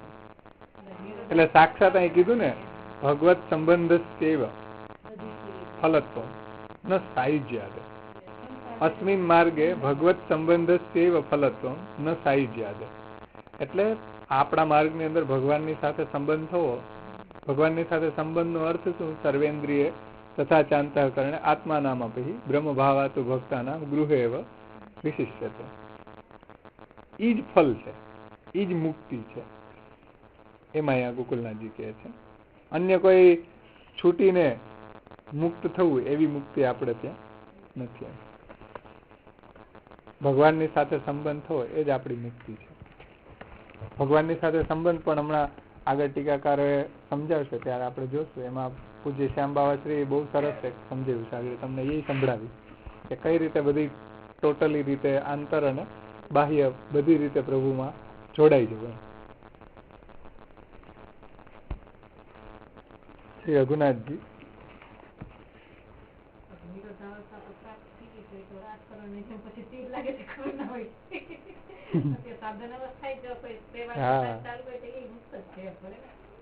એટલે મુક્ત ને જીવી રહ્યો છે. ચતુશ્લોકીમાં કીધું ને, સ્મરણમ ભજન ચાકી નથી. સ્મરણ અને ભજન નું આપણું સાયકલ ચાલવા માંડ્યું છે, મુક્ત છે, મુક્તિને જીવી રહ્યો છે. એટલે આપણી મુક્તિ વિલક્ષણ પ્રકારની મુક્તિ છે. એટલે જ કીધું ને વિમુક્તિ. મુક્તિ નહીં કેતા, વિશેષ પ્રકારની મુક્તિ. બધા ટીકાકારો વી શબ્દ ઉપર વધારે કોન્સન્ટ્રેશન કે વિલક્ષણ પ્રકારની મુક્તિ છે. મહાપ્રભુજીએ જે અહીંયા સમજાવ્યું છે. શ્રી રઘુનાથજી આગળ કહે છે કે વિમુક્તિ દહિતિ સાનિધ્ય માત્રેણૈવ અન્ય વિષયેભ્યો વિશેષતો મુક્તિમ અનિચ્છામ દદાતી ઇતિ તથા. એટલે મહાપ્રભુજીનું એવું સાનિધ્ય થાય તો અન્ય વિષયેભ્યો, જે આપણને બીજા અન્ય વિષયો છે એમાંથી એની મેળે જ આપણી આસક્તિ દૂર થઈ જશે. જેવા શ્રી મહાપ્રભુજીએ ભક્તિવર્ધનીમાં કીધી કે સ્નેહાદ રાગ વિનાશસ્યા, કે ભાઈ પ્રભુમાં એવો સ્નેહ થશે તો એની મેળે જ બીજા પદાર્થો જે ભગવત સંબંધી નથી અથવા તો ભગવાનમાં જેનો વિનિયોગ નથી એવા પદાર્થો કે વ્યક્તિ કે એવા વસ્તુમાંથી આપણો રાગ છે દૂર થઈ જશે. એમાં એ કહે છે કે સાનિધ્ય માત્ર નહીં અન્ય વિષયેભ્યો વિશેષતો મુક્તિ અનિચ્છાયમ દદાતી ઇતિ તથા. એટલે મહાપ્રભુજીનું સાનિધ્ય થયું, પ્રભુનું સાનિધ્ય થયું તો એની મેળે જ અન્ય વિષયોમાંથી આપણી આસક્તિ ધીરે ધીરે દૂર થઈ જશે. જેમ સ્નેહાદ રાગ વિનાશ. અને એ પાછું મુખ્ય નથી, અનિચ્છાયામ દદાતી, એ અવાંતર તયા જ મળી જશે. અનિચ્છા, આપણી ઈચ્છા નહીં હોય તો એની મેળે જ આપણી એવી આસક્તિઓ જે બીજા ભગવાનથી બહિર્મુખ કરનારા પદાર્થો કે વ્યક્તિ કે વસ્તુમાં હશે એ પણ મહાપ્રભુજીનું કે ઠાકોરજીનું સાનિધ્ય થયું તો એ છૂટી જશે. અન્ય વિષયો વિશેષ તો એનાથી મુક્તિ. એમ અહીં મુક્તિનો અર્થ રઘુનાથજી શું કર્યો કે શ્રી મહાપ્રભુજીને એવું સાનિધ્ય થયું તો અન્ય વિષયોમાંથી આપણે મુક્ત થઈને ભગવાનમાં જોડાઈ જશે. અને એ કેવું અનિચ્છા. એમ જો આપણે એવું આપણું ભગવત સેવામય જીવન હશે તો આપણે બીજાને દૂર કરવું નહીં પડે. એની મેળે જ એ બધામાંથી આપણો રાગ છે એ દૂર થઈ જશે. હમણાં એક થોડોક ટાઈમ પહેલા એક વેટ કર્યો હતા કે રોજની 13 કલાક નીંદર કરતી કે પછી અમારે 13 કલાક એટલે આખી રાત 9-10 વાગે ઉઠે, પાછી બપોરે જમીન સુઈ જાય. એટલે જયારે કે મારું પ્રાવાહિક જીવન હતું ત્યારે, ભક્તિ માર્ગમાં આવ્યા ત્યારે એ બધું છૂટી ગયું છે. ઘણા બીજી બધી દુસંગતા એ છૂટી ગયા. તો એ બધું ભક્તિ એને છોડવા નથી પીડ્યા. એમ કહેતા હતા કે ભગવત ભજન કરતા કરતા એની મેળે મને ખબર નથી ક્યારે એ બધું છૂટી ગયું. એટલે અહીં કીધું કે ભાઈ અન્ય વિષયો વિશેષતો મુક્તિ, અન્ય વિષયોમાંથી વિશેષ રીતે મુક્તિ. અને એ કેવી અનિચ્છા, એમ એને છોડવાનો એફર્ટ નહીં કરવો પડે. ભગવત ધર્મ સામર્થ્યાત વિરાગો વિષય સ્થિર. જેમાં મહાપ્રભુજીએ કીધું નિરોધ લક્ષણમાં કે ભગવત ધર્મ સામર્થ્યથી જ એવા જે વિષયો છે, પદાર્થો છે, એમાંથી આપણો જે ભગવત સંબંધી નથી અથવા તો ભગવાનથી આપણને બહિર્મુખ કરવા વાળા છે એમાંથી આપણો મુક્તિ થઈ જશે. અને વ્યય વિશેષતા કાલાદ, કાલ વગેરે જે છે એ પણ ભગવત ભજનમાં ઇન્ટરફિયર નથી કરી શકતો. ગુસાઈજીએ કીધું ને આમાં સિદ્ધાંત મુક્તાવલીમાં, કૃષ્ણ સેવા સદા, સદા શબ્દથી કાલનું ત્યાં વ્યવધાન નથી. એમ બધી જ હંમેશા પ્રભુનું સેવન આપણે કરીએ છીએ કાલાદ. અને સાલોક્યાદિ તોપી વિશિષ્ટમ ઇતિવા અધિકારી ભેદેન વિવિધામ ઇતિવા.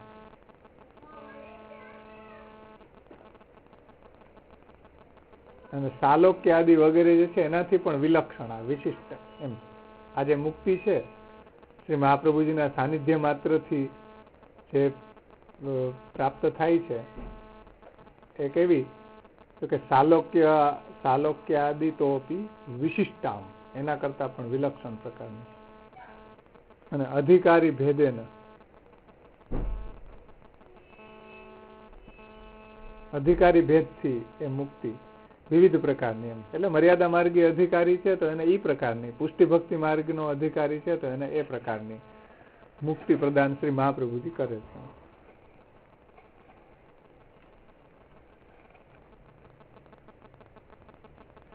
શ્રી ગોપેશ્વરજીએ આ નામની ટીકામાં સમજાવ્યું છે. વિમુક્તિદઃ વિશેષ પ્રકારની મુક્તિ પ્રદાન કરવા વાળા શ્રી મહાપ્રભુજી છે.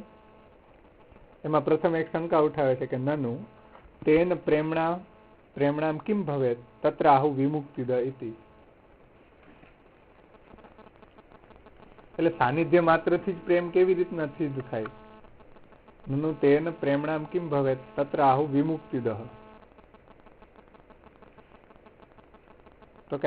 તો કહે છે કે ભાઈ આપ વિમુક્તિદ છે. વિમુક્તિદ એટલે શું? તો કે વિશિષ્ટામ સર્વાધિકામ મુક્તિમ દદાતી.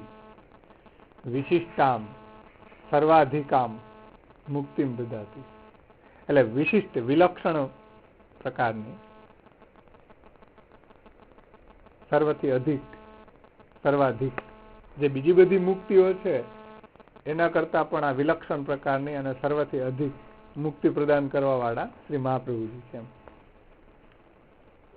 સર્વાધિક એટલે બીજી બધી મુક્તિઓ જે છે એના કરતા પણ પુષ્ટિ ભક્તિ માર્ગી મુક્તિ છે એ સર્વાધિક છે.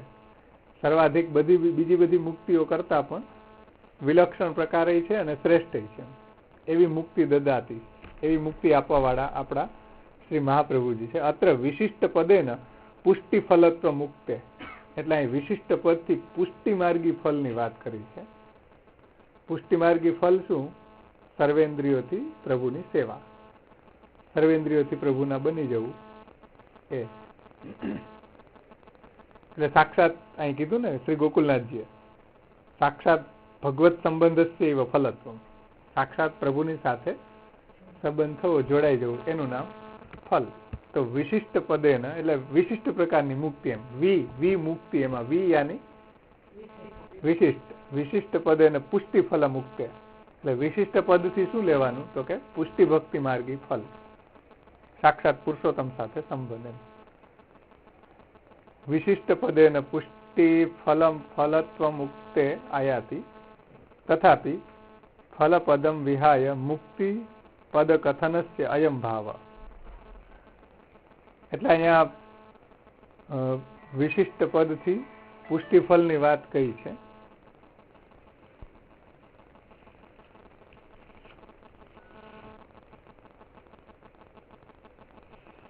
તો પણ ફલ એ પદ કહેવાનો, મુક્તિ પદ કહેવાનો આશય ઈ છે. આગળ ગોકુલનાથજી કહે છે એનું તાત્પર્ય ઈ છે કે તત્ પ્રેમણા ક્રમેણ તાદૃશ તાપાત્મક વિગાઢ ભાવેન તદાત્મકતયા દેહ પ્રાણેન્દ્રિયાદીનામ કેવલમ સાક્ષાત સ્વરૂપ માત્રે લય એવ મુક્તિ સાધન દશાયા. આગળ શ્રી ગોકુલનાથજી આ મુક્તિ શબ્દને અલગ શ્રી ગોપેશ્વરજી સમજાવે છે કે તત્ પ્રેમણા ક્રમેણ એટલે પ્રભુની અંદર પેલા આગળ કીધું ને સાનિધ્ય માત્ર દત્ત શ્રી કૃષ્ણ પ્રેમા, તો પેલા પ્રેમ એટલે ભગવત પ્રેમના કારણે પછી ક્રમથી પ્રભુ પ્રત્યે એવો તાપ, એવો વિગાઢ ભાવ થાય છે. વિગાઢ ભાવ એટલે એવો દ્રઢ પ્રેમ. કેમ આપણે દૂધ પેલા કેમ સાવ આછું હોય ને પછી હલાવતા જાય તો વિગાઢ બની જાય ને, એમ પેલા જે શરૂઆતમાં સાનિધ્ય માત્રથી જે પ્રેમ થયો એ ભગવત સેવા, ભગવત ગુણગાન કરતા કરતા એક સમય એવો આવે કે વિગાઢ બની જાય. તો વિગાઢ ભાવે ને તદાત્મકતયા એટલે પ્રેમ જે છે એવો વિગાઢ ભાવ બની જાય છે. પછી તદાત્મકતયા એટલે ભગવદાત્મક, એ ભક્ત જે છે એ ભગવન્મય, એના દેહ, પ્રાણ, ઇન્દ્રિય વગેરે બધું એ સ્વરૂપમાં જે લય થાય, સ્વરૂપમાં લય થાય એટલે ભગવદાત્મક થઈ જાય. એ સાધન દશાની મુક્તિ છે. એ કીધું કે તાદૃશ તાપાત્મક વિગાઢ ભાવે ને તદાત્મકતયા એટલે ભગવદાત્મક થઈ જાય. શું? તો કે દેહ, ઇન્દ્રિય, પ્રાણ, દેહ ઇન્દ્રિય આદિ નામ, એના બધા દેહ ઇન્દ્રિય બધું ભગવાનમાં એટલું જોડાઈ જાય છે. અને કેવલમ સાક્ષાત સ્વરૂપ માત્ર લય એવા મુક્તિ, અને સાક્ષાત પ્રભુનો એને સંબંધ થઈ જાય સર્વેન્દ્રિયોથી, એનું નામ મુક્તિ. અને એ કે સાધન દશા, એમાં એ સાધન દશાની મુક્તિ. એટલે બે રીતે અહીં સમજાવ્યું, સાધન દશાની મુક્તિ અને ફલ દશાની મુક્તિ. તો સાધન દશામાં મુક્તિ શું? તો કે ભાઈ પેલા ભગવાનમાં પ્રેમ થાય, અને પ્રેમને કારણે પછી પ્રભુ પ્રત્યે એવો તાપ પ્રગટ થાય, વિગાઢ ભાવ થાય, અને વિગાઢ ભાવ થવાથી તદાત્મક બની જાય. તદાત્મક બની જવું એટલે શું? તો કે ભગવદાત્મક બની જવું, એટલે ભગવદમય બની જવું. એના દેહ, ઇન્દ્રિય, પ્રાણ, અંતઃકરણ, આત્મા બધું જ ભગવદમય બની જવું. એના એ સ્વરૂપમાં જ લય થાય. સ્વરૂપમાં લય થાય એટલે ભગવદાત્મક થઈ જાય. એ મુક્તિ સાધન દશાની છે. તો પછી ફલ દશાની મુક્તિ કેવી? તો એ ગોકુલનાથ શ્રી ગોપેશ્વરજી સમજાવે છે. એ સાધન દશામાં મુક્તિ આવી કે ભાઈ સર્વેન્દ્રિયો ભગવાનની અંદર સમર્પિત થઈ જાય, ભગવદમય થઈ જાય, ભગવત સેવા કરતા કરતા. એ સાધન દશાની મુક્તિ. ફલ દશાયંતુ તાદ્રક ભાવેન અલૌકિક દેહે પ્રાપ્તે. અને આ રીતે જયારે વિગાઢ ભાવ થઈ જાય, સર્વેન્દ્રિયોનું ભગવાનમાં સમર્પણ થઈ જાય, પછી તાદ્રક ભાવે એવો અલૌકિક તાદ્રક ભાવેન અલૌકિક દેહે પ્રાપ્તે, એવો અલૌકિક દેહની પ્રાપ્તિ થાય. તદંતરમ ફલાત્મકે સાક્ષાત પુષ્ટિ પુરુષોત્તમ ભગવત સ્વરૂપે કોટિ કંદર્પ લાવણીએ મધુરમ નિધાને દૃષ્ટે. અને પછી એવો ભાવ, ઉત્કૃષ્ટ ભાવ, એટલે એવી ભક્તિ ભગવાનમાં, નિરોધાત્મક ભક્તિ સિદ્ધ થઈ જાય. અને પછી અલૌકિક દેહ પ્રાપ્તે, એવો અલૌકિક દેહ પ્રાપ્ત થઈ જાય. અને તદંતરમ ફલાત્મકે સાક્ષાત પુષ્ટિ રૂપ ભગવત સ્વરૂપે, અને સાક્ષાત પુષ્ટિ સ્વરૂપ ભગવદ રૂપ, પુષ્ટિ રૂપ ભગવત સ્વરૂપ કોટિ કંદર્પ લાવણી યુક્ત અને મધુરીમાં નિધાને, અને મધુરતાની ખાણ, એવું જે ભગવાનનું સ્વરૂપ છે એનું દ્રષ્ટે, પ્રત્યક્ષમ, પ્રત્યેકમ દ્રષ્ટે, એટલે એને એવું દર્શન થવું. એટલે સાધન રૂપ મુક્તિ આપણે જોઈ ને, સર્વેન્દ્રિયોથી ભગવાન ભગવદમય બની જવું. એમ સર્વેન્દ્રિયો ભગવાનમાં સમર્પિત થવાથી ભગવદમય થઈ ગયા, એ સાધન રૂપ મુક્તિ. ફલરૂપ મુક્તિ શું? તો એ હવે આ ગોપેશ્વરજી કહે છે. ભાઈ ફલરૂપ મુક્તિ એટલે એવો કે ભાઈ એ ફલ દશામાં એવો વિગાઢ ભાવથી અલૌકિક દેહની પ્રાપ્તિ થાય, જેને મહાપ્રભુજી સેવા ફલમાં કે ને, સેવાયામ ફલત્રયમ અલૌકિક સામર્થ્ય સાયુજ્યમ સેવા ઉપયોગી દેહો વૈકુંઠાદિ શું. એમાં અલૌકિક સામર્થ્યમ જે કીધું ને, એને અહીંયા ગોપેશ્વરજી કોટ કરે છે ફલરૂપ મુક્તિમાં. ફલ દશાની અંદર શું થશે? તો કે વિગાઢ ભાવથી અલૌકિક દેહની પ્રાપ્તિ થાય, અને તદંતર ફલાત્મક સાક્ષાત પુષ્ટિ પુરુષોત્તમ જે ભગવત સ્વરૂપ, ભગવદ રૂપ જે કેવા છે પ્રભુ? તો કે કોટિ કંદર્પ લાવણીય વાળા. એટલે કરોડો કામદેવ પણ એના સ્વરૂપને જોઈને લજાઈ જાય, એટલે ઈ પણ ફીકા પડી જાય, એવું કોટિ કંદર્પ લાવણીય અને મધુરતાનો ભંડાર. મધુરાધિપતે અખિલમ મધુરમ. ગોપેશ્વરજી કહે છે મધુર નિધાને, મધુરતાની ખાણ, જે મધુરતાનો ભંડાર છે, મધુરાધિપતિનું અખિલ મધુર છે, એવા ભગવાન, એવા પ્રભુનું એને દર્શન થાય. ત્યારે શું થશે? દર્શન થશે પછી પ્રત્યેકમ તત્તદ અંગે અપી દ્રષ્ટે તૃપ્તિ ભાવાત. એટલે પછી એના એક એક અંગની અંદર તૃપ્તિ થશે, ભગવાનના સ્વરૂપાનંદ એને પ્રાપ્તિ થશે. મતલબ પ્રભુનું આવું સાક્ષાત દર્શન થશે તો પ્રત્યેક અંગોનું દર્શન કરતા, ભગવાનના પ્રત્યેક અંગોનું દર્શન કરતા એને તૃપ્તિ ન થાય, એટલે એમાં એ તન્મય થઈ જશે. ભગવાનનું એવું દર્શન એને થશે. જે વાત મહાપ્રભુજી નિરોધ લક્ષણમાં સમજાવી ને, ક્લિશ્યમાનંદ જનાન દ્રષ્ટવા કૃપાયુક્તો યદા ભવે તદા સર્વમ સદાનંદમ હૃદિસ્થમ નિર્ગતમ બહિ. તો એ રીતે ભગવાનનું એને દર્શન થશે બાર. અને પ્રત્યેક અંગોનું દર્શન કરતા તૃપ્ત નહીં થાય, એમ કીધું અહીંયા કે દ્રષ્ટે પ્રત્યેકમ તત્તદ અંગે અપી દ્રષ્ટે તૃપ્તિ અભાવાત. હમણાં આપણે ઓલું દેખ નિરખત તૃપ્તિ ન હોય આવ્યું હતું ને કીર્તન, હે? હા, કમલ મુખ દેખત તૃપ્તિ ન હોય. તો એ જ અહીં વાત કરે છે કે ભાઈ આવું પ્રભુનું દર્શન થયું પછી એનો તૃપ્તિનો અભાવ, એટલે એ તૃપ્ત નહીં થાય એ રીતે પ્રભુના દર્શન કરશે. અને તદ આસક્ત્યા લીના તત્ર તત્ર પ્રતિક્ષણમ લયમ પ્રાપ્તા પરમાનંદાનુભવમ કુર્વંતી ઇતિ મુક્તિ પદ તાત્પર્યમ સૂચિતમ ભવતી. એટલે આવું ભગવાનનું એને દર્શન થયું તો એમાં એને તૃપ્તિ નહીં થાય. એટલું જ નહીં, તદ અશક્ત્યા, અને એવી ભગવદ આસક્તિને કારણે તદાશક્ત્યા એટલે એવી ભગવદ આસક્તિને કારણે ભગવાનમાં એનું મન છે એવું લીન થઈ એવું એનું મન છે એ લીનમ, અહીં કીધું ને તત્ર તત્ર પ્રતિક્ષણમ લયમ પ્રાપ્તા, અને તદાશક્ત્યા લીના તત્ર તત્ર પ્રતિક્ષણમ લયમ પ્રાપ્તા, એટલે ભગવાનની અંદર, એટલે ભગવદ આસક્તિને કારણે ભગવાનમાં એનું મન એવું લીન થઈ જશે એકમેક એ ભગવાન સાથે. એકમેક મતલબ કે સાયુજ્ય નહીં હો, પણ ભગવાનની અંદર એની સર્વેન્દ્રિયો એટલી નિરુદ્ધ થઈ જશે પ્રપંચ વિસ્મૃતિપૂર્વક સતત ભગવદાસક્તિ, એટલે પ્રતિક્ષણ એનું મન છે એ પ્રભુમાં જ લાગેલું રહેશે. લયનો મતલબ અહીંયા તત્ર તત્ર પ્રતિક્ષણમ લયમ પ્રાપ્ત, એમ એટલે કે ભગવાનની અંદર એનું મન એવું લાગી જશે, સર્વેન્દ્રિય એવી લાગી જશે, અને પછી એને એવો પરમાનંદનો અનુભવ થશે. જો ભગવાનનું એને દર્શન થયું, કેવા ભગવાન?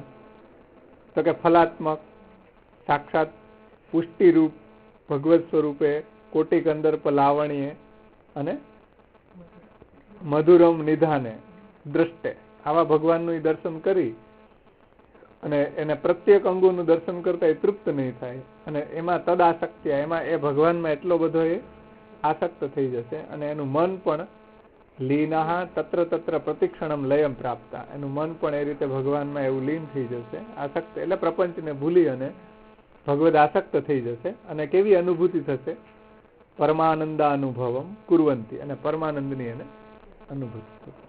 એટલે અલૌકિક સામર્થ્ય પ્રાપ્ત થયું પછી ભગવાનનું આવું દર્શન થયું, અને અલૌકિક સામર્થ્યથી જ આવું દર્શન થઈ શકે ને, અને પછી એને એવી પરમાનંદની અનુભૂતિ થશે. તો પરમાનંદની અનુભૂતિ કરે છે એનું નામ જ અહીંયા શ્રી ગોપેશ્વરજી એમ કહે છે કે પરમાનંદાનુભવમ કુર્વંતી ઇતિ મુક્તિપદ તાત્પર્યમ સૂચિતમ ભવતી. આ જ મુક્તિપદનું અહીંયા તાત્પર્ય છે. એટલે બે મુક્તિની બતાવી, એક સાધન દશાની મુક્તિ અને એક ફલ દશાની મુક્તિ. સાધન દશાની મુક્તિ કેવી? તો કે સર્વેન્દ્રિય તથા ચાંતાકરણે આત્માનામ આપી, બધી ઇન્દ્રિયોનું ભગવાનમાં સમર્પણ કરી અને સેવા કરવી, એ સાધન દશાની મુક્તિ. ભગવદમય બની જવું એ સાધન દશાની મુક્તિ. બધી જ બાબતોમાં પ્રભુ યાદ આવે, જોવાની, ખાવાની, પીવાની, સૂંઘવાની, સ્પર્શની, તો એના મય થઈ ગયા, એ સાધન દશાની મુક્તિ. અને ફલ દશાની મુક્તિમાં શું? તો કે એવું અલૌકિક દેહ પ્રાપ્ત થઈને પ્રભુનું પ્રાગટ્ય થવું અને પ્રભુના એવા અલૌકિક દર્શન થવા. કેવા? તો કે કોટિક અંદર્પ લાવણી યુક્ત, ફલાત્મક, પછી સાક્ષાત પુષ્ટિરૂપ ભગવત સ્વરૂપ, કોટિક અંદર્પ લાવણીય રૂપ, અને મધુર નિધાને મધુરતાનો ભંડાર, એવા પ્રભુનું દર્શન થયું. અને દર્શન થઈને એનું દર્શન કરતા કરતા તૃપ્ત ન થવું, અને એમાં જ મન, દેહ, ઇન્દ્રિય, પ્રાણ આસક્ત થઈ ગયું, અને એવી પરમાનંદની અનુભૂતિ થવી, પ્રભુના સ્વરૂપાનંદનો અનુભવ થવો એવો, એનું નામ જ મુક્તિ, ફલરૂપા મુક્તિ.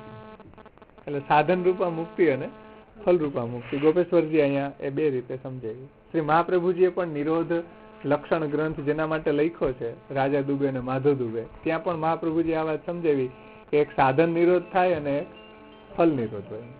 એવી સાધન નિરોધ એટલે શું?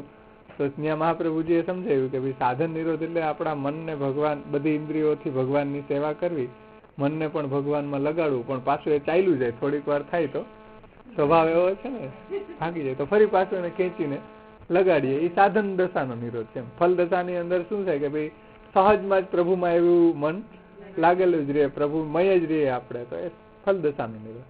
રાજા દુબે, માધવ દુબે કે ભાઈ બે પ્રકારનો નિરોધ અમારા માટે દુર્લભ છે, બે પ્રકારનો દુર્લભ છે.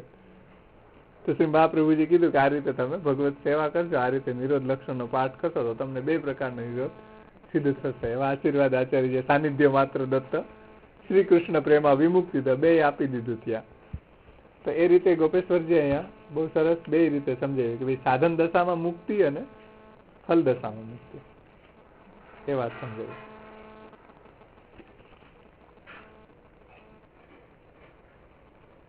જો સાધન દશામાં મુક્તિ માં તદાત્મકતયા દેહેન્દ્રિયાદિ નામ કેવલમ સાક્ષાત સ્વરૂપ માત્ર લયમ ઇતિ મુક્તિ સાધન દશાયા. અને પછી ફલ દશાની મુક્તિ શું? સાક્ષાત એવું અલૌકિક સામર્થ્ય પ્રાપ્ત થવું અને ભગવત સેવા, એવા પરમાનંદની અનુભૂતિ થવી, સર્વેન્દ્રિય તથા ચાંતાકરણે આત્માના થવી, એ ફલ દશાની મુક્તિ છે.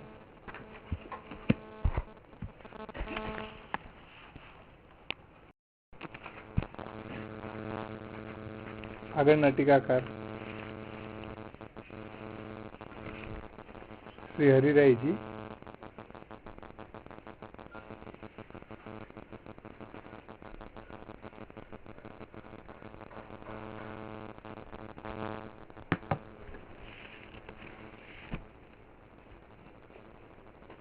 આગળનું જે નામ હતું સાનિધ્ય માત્ર દત્ત શ્રી કૃષ્ણ પ્રેમ, એમ જે કહ્યું તો શ્રી આચાર્યજી મહાપ્રભુ સાનિધ્ય માત્રથી જ શ્રી કૃષ્ણની અંદર પ્રેમનું દાન કરવા વાળા છે. તો નનું પ્રેમ દાનમ ભવિષ્યતિ ન તો મુક્તિ સામર્થ્યમ ઇતિ પ્રાપ્ત શંકાયામાહુ વિમુક્તિદ. એટલે ભાઈ પ્રેમનું દાન કરવાનું સામર્થ્ય હશે શ્રી મહાપ્રભુજીમાં, પણ મુક્તિદાન કરવાનું સામર્થ્ય કદાચ નહીં હોય એવું કોઈ શંકા કરે તો એના જવાબમાં કહે છે કે નહીં, પ્રેમનું દાન કરવાનું સામર્થ્ય છે અને વિમુક્તિનું દાન કરવાનું સામર્થ્ય શ્રી મહાપ્રભુજીમાં છે. એટલે નનું પ્રેમ દાનમ ભવિષ્યતિ નતું મુક્તિ સામર્થ્યમ ઇતિ પ્રાપ્ત શંકાયામાહુ વિમુક્તિદ. એટલે પ્રેમનું દાન કરવાનું સામર્થ્ય શ્રી મહાપ્રભુજીમાં છે તો મુક્તિદાન કરવાનું સામર્થ્ય કદાચ નહીં હોય, કોઈ એવી શંકા કરે તો એના જવાબમાં શ્રી હરિરાયજી કહે છે કે ના, પ્રેમનું દાન કરવાનું સામર્થ્ય છે અને વિમુક્તિ દાન, વિશેષ પ્રકારની મુક્તિનું દાન કરવાનું પણ સામર્થ્ય શ્રી આચાર્યજી મહાપ્રભુમાં છે. ઇતિ વિશેષણ મુક્તિમ દદાતી ઇતિ અર્થ. વિમુક્તિ એટલે શું? તો કે વિશેષ પ્રકારની મુક્તિ શ્રી મહાપ્રભુજી દાન કરે છે. અને મુક્તો વિશેષોક્ત્યા અન્ય મુક્તિભ્યો વિશિષ્ટામ સ્વસ્વરૂપાત્મિકામ દદાતી ઇતિ ભાવ. સ્વરૂપાત્મિકામ એટલે મુક્તો વિશેષોક્ત્યા એટલે કીધું ને, વિમુક્તિ કીધું ને, ખાલી મુક્તિ નહીં કીધી પણ વિમુક્તિ કીધી. એટલે મુક્તો વિશેષોક્ત્યા એટલે વિશેષ પ્રકારની મુક્તિ આપવાવાળા શ્રી મહાપ્રભુજી છે. વિશેષ પ્રકારની મુક્તિ એટલે શું? તો કે અન્ય મુક્તિભ્યો વિશિષ્ટામ, અન્ય મુક્તિ કરતા વિલક્ષણ પ્રકારની. અન્ય મુક્તિ હમણાં આપણે જોઈ ને, મર્યાદા માર્ગમાં સાયુજ્ય, સામીપ્ય, સાલોક્ય, સારૂપ્ય, સાષ્ટી. જ્ઞાન માર્ગમાં અક્ષરમાં લય થવું એ મુક્તિ, કર્મ માર્ગ વગેરેમાં આત્મસુખ મુક્તિ. તો એવી બધી જે મુક્તિઓ છે એના કરતા વિલક્ષણ પ્રકારની મુક્તિ પ્રદાન કરવા વાળા શ્રી મહાપ્રભુજી છે. કેવી? તો કે સ્વરૂપ રસાત્મિકા. સ્વરૂપ રસાત્મિકા મુક્તિ એટલે ભગવાનના સ્વરૂપનો આનંદ લેવો. રસો વૈસહ રસમ એવાયમ લબ્ધ્વા આનંદી ભવતી. એ રસાત્મક મુક્તિ કે એ રસનો જે આનંદ લે છે સર્વેન્દ્રિયોથી ભગવત સેવા દ્વારા, ભગવત કથા, ભગવત સેવા થી જે ભજનાનંદ અને સ્વરૂપાનંદની પ્રાપ્તિ થવી, એ રસાત્મક મુક્તિ. તો રસાત્મિકા સર્વેન્દ્રિયોથી સ્વરૂપનો આનંદ લઈ શકશે. કે સ્વરૂપ રસરૂપ છે ને, રસો વૈસા. શ્રુતિ એમ કે છે કે પ્રભુ કેવા છે? તો કે રસો વૈસા. રસમ હેવાયમ લબ્ધો આનંદી ભવતી. એટલે એનો જે રસ લે એ પણ આનંદી થઈ જાય છે, એ પણ રસાત્મક બની જાય. અહીંયા કીધું કે સ્વરૂપ રસાત્મિકામ દદાતી. કેવી મુક્તિ? વિશિષ્ટ પ્રકારની મુક્તિ. એટલે કેવા પ્રકારની મુક્તિ? તો કે સ્વરૂપ રસાત્મિકા મુક્તિ, વિલક્ષણ પ્રકારની મુક્તિ. એટલે ભગવદ રસનો સર્વેન્દ્રિયોથી સ્વરૂપાનંદની પ્રાપ્તિ થવી, એ વિલક્ષણ પ્રકારની મુક્તિ. કારણ કે આલંબન કૃષ્ણ છે અને વિભાવા અનુભાવો, નિષ્પન્ન સ્થાયી ભાવો રસા એટલે આપણા હૃદયમાં રહેલો પ્રભુ પ્રત્યેનો પ્રેમ, એ પણ કૃષ્ણ છે, રસાત્મક. તો બે રીતે સ્વરૂપ રસાત્મિકામ, અહીં કીધું ને સ્વરૂપ રસાત્મિકામ, બંને રીતે. જો કે હરિરાયજી તો મુખ્યતયા પ્રેમને પ્રાયોરિટી આપ્યો, સ્વરૂપ કરતા મુખ્ય પ્રેમને. પ્રેમ મતલબ કે વિભાવાનુભાવો, સંચારી ભાવો, નિષ્પન્ન સ્થાયી ભાવો રસા. કારણ કે વિપ્રયોગ પરમફલવાદી છે ને, એટલે પ્રેમ અને પ્રિયતમ સમજો ધ્યાનથી. પ્રેમ અને પ્રિયતમ એટલે પ્રિયતમ વગર પ્રેમ નથી, પ્રેમ વગર પ્રિયતમ નથી. હવે કોઈને ઠાકોરજીમાં પ્રેમ ન હોય ને એને તમે દર્શન કરાવો તો એની શું અનુભૂતિ થાય? હરિરાયજી રસાત્મકતાને વધારે મુખ્ય, કારણ કે વિપ્રયોગને વિશેષતા આપતા હોય. એટલે અહીંયા કીધું ને સ્વરૂપ રસાત્મિકા એમ. એટલે વિપ્રયોગ અવસ્થામાં એક કાલાવચ્છીન અનેક લીલાની અનુભૂતિ થાય. હરિરાયજી શિક્ષાપત્ર વગેરેમાં આ વર્ણન કરે છે કે ભાઈ એક કાલાવચ્છીન વિપ્રયોગમાં અનેક લીલાઓનું દર્શન થવું. તો ઈ સ્વરૂપ રસાત્મિકામ દદાતી, એને ઈ વિલક્ષણ પ્રકારની મુક્તિ એમ. પ્રભુના સ્વરૂપની અનુભૂતિ થવી, રસાત્મક સ્વરૂપની અનુભૂતિ થવી, વિપ્રયોગ અવસ્થામાં આંતર સંયોગ, આંતર રસાત્મક પ્રભુના સ્વરૂપની અનુભૂતિ થવી. એમ બે રીતે આપણે સમજી શકીએ. ત્યાર પછી લેખકારજી સાનિધ્ય માત્ર દત્તા શ્રી કૃષ્ણ પ્રેમા, પછી વિમુક્તિ દહ. વિમુક્તિ ઇતિ વિશિષ્ટા મુક્તિ પુષ્ટિ માર્ગીયા મુક્તિ, પુષ્ટિ માર્ગીયા મોક્ષે કૃષ્ણસ્ય ચેત ધ્રુવમ. વૃત્રાસુર ચતુશ્લોકી વ્યાખ્યા 4, ચોથા શ્લોકની વ્યાખ્યામાં શ્રી મહાપ્રભુજીએ એક સંગ્રહ શ્લોક લખ્યો. ભક્ત રત્ન વૃત્ર જે છે ષષ્ઠમ સ્કંદની અંદર એનું આ વ્યાખ્યાન આવે ને વૃત્રાસુર. ષષ્ઠમ સ્કંદમાં આવે કે ચોથામાં? ષષ્ઠમ સ્કંદ. તો એમાં જે એની ચતુશ્લોકી છે એની ઉપર ગુસાઈજીની ટીકા છે, પુરુષોત્તમજીની ટીકા છે ચતુશ્લોકી ઉપર. એમાં શ્રી મહાપ્રભુજીએ એક સંગ્રહ શ્લોક લખ્યો. પુષ્ટિ માર્ગે હરેર દાસ્યમ ધર્મો, એટલે પુષ્ટિ ભક્તિ માર્ગમાં હરિનું દાસ્ય એ ધર્મ છે. અર્થો હરિરેવહી, અર્થ હરિ પોતે છે. કામો હરે દિદૃક્ષેવ, કામના સર્વેન્દ્રિયોના સમર્પણ પૂર્વક હરિનું દર્શન એ કામના છે. અને મોક્ષ કૃષ્ણસ્ય ચેત ધ્રુવમ, મોક્ષ એટલે કૃષ્ણના સર્વ રીતે બની જવું. અહીં કીધું લેખકારજી કે પુષ્ટિ માર્ગીય મોક્ષ શું? કૃષ્ણસ્ય ચેત ધ્રુવમ, સર્વ રીતે કૃષ્ણના બની જવાય, એનું નામ મુક્તિ. સર્વ રીતે કૃષ્ણના બની જવું. સર્વેન્દ્રિય તથા ચાંતઃકરણે આત્માનામતી, સર્વેન્દ્રિયોથી કૃષ્ણની સેવા, સર્વેન્દ્રિયોથી કૃષ્ણના બની જવું, એનું નામ મુક્તિ. ઇતિ રૂપા તસ્ય દાતા, આવી મુક્તિનું દાન કરવા વાળા આપણા શ્રી મહાપ્રભુજી છે, એમ શ્રી વલ્લભજી કહે છે લેખકારજી. મુક્તિનો અર્થ એને શું કર્યો? મોક્ષ કૃષ્ણસ્ય ચેત ધ્રુવમ, સર્વ રીતે કૃષ્ણના બની જવું, એનું નામ પુષ્ટિ માર્ગી મુક્તિ. એમ કે અહીંથી છૂટીને કે બીજે જવું એનું નામ મુક્તિ નહીં, સર્વેન્દ્રિયોથી પ્રભુની સાથે જોડાઈ જવું, કૃષ્ણના બની જવું, એનું નામ મુક્તિ. ટોટલી સમર્પણ, એમ કમ્પ્લીટ બધી જ રીતે પ્રભુમાં સમર્પિત થઈ જવું.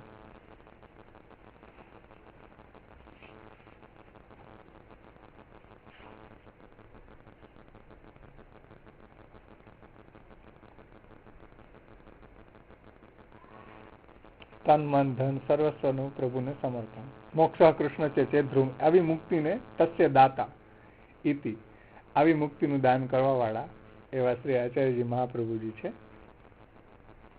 ત્યાર પછી વદનાનલદાસજી, શ્રી વલ્લભજી વદનાનલદાસજી એ મુક્તિનો અર્થ કરે છે કે તતો વિશિષ્ટા મુક્તિ, એટલે વિલક્ષણ પ્રકારની મુક્તિ આપવા વાળા શ્રી મહાપ્રભુજી છે. એમાં એને એક કોટેશન આપ્યું છે, હવે એનું છે એ મને નથી ખબર, અમરકોશ છે કે શું છે, અમરુ શત 102 એ જ આપ્યું ને. કો અયમ અદ્વૈતવાદ, કયા શાસ્ત્રનું છે એ મને નથી ખબર. કો અયમ અદ્વૈતવાદ, એટલે આજે અદ્વૈતવાદ છે. અદ્વૈત એટલે શું? તો કે ઇતિ ન્યાય, આ એક ન્યાય છે. એટલે આ પ્રમાણે અદ્વૈત ન્યાય પ્રમાણે સર્વત્ર લીલા વિશિષ્ટ ભગવત સ્ફૂર્તિ રૂપામ દદાતી ઇતિ અર્થ. બધી જ જગ્યાએ લીલા વિશિષ્ટ ભગવાન શ્રી કૃષ્ણની સ્ફૂર્તિ થવી, એનું નામ મુક્તિ. મુક્તિનો અર્થ વદનાનલદાસજી શું કરે કે સર્વત્ર લીલા વિશિષ્ટ ભગવત સ્વરૂપ સ્ફૂર્તિ, ભગવત સ્ફૂર્તિ રૂપામ દદાતી, એટલે બધી જગ્યાએ ભગવત લીલાનો અનુભવ થવો. એકલા ભગવાનનો નહીં, લીલા વિશિષ્ટ કૃષ્ણનો અનુભવ. જેમ આસ્કરણજી હતા, યા ગોકુલ કે ચોટે એને ગાયું, એમાં આવે ને કે ભાઈ રમણ રેતીમાં ગયા, રમણ રેતીમાં એને આ બાજુ બધા ભગવાન બલરામ અને બધા ગોપ સખાઓના યુથ હતું, આ બાજુ સ્વામિનીઓ શ્રી રાધા સહચર્ય, શ્રી રાધાજી, બધા લલિતાજી, બધા વ્રજભક્તો હતા. અને યા ગોકુલ કે ચોટે રંગ રાચી ગ્વાલ, એમાં આવે ને, એમાં જે રીતે વર્ણન આવે એ બધા હોળી ખેલ શરૂ થવાનો તો બધા સામ સામે ઉભી જાય છે. તો એવું દર્શન આસ્કરણજીને થાય છે. તો અહીં કીધું ને સર્વત્ર લીલા વિશિષ્ટ ભગવત સ્ફૂર્તિ રૂપામ દદાતી, એટલે આવી ભગવત લીલાનો અને સ્ફૂર્તિ થવી, અનુભવ થવો, એનું નામ મુક્તિ. એવી મુક્તિનું દાન કરવાવાળા મહાપ્રભુજી છે.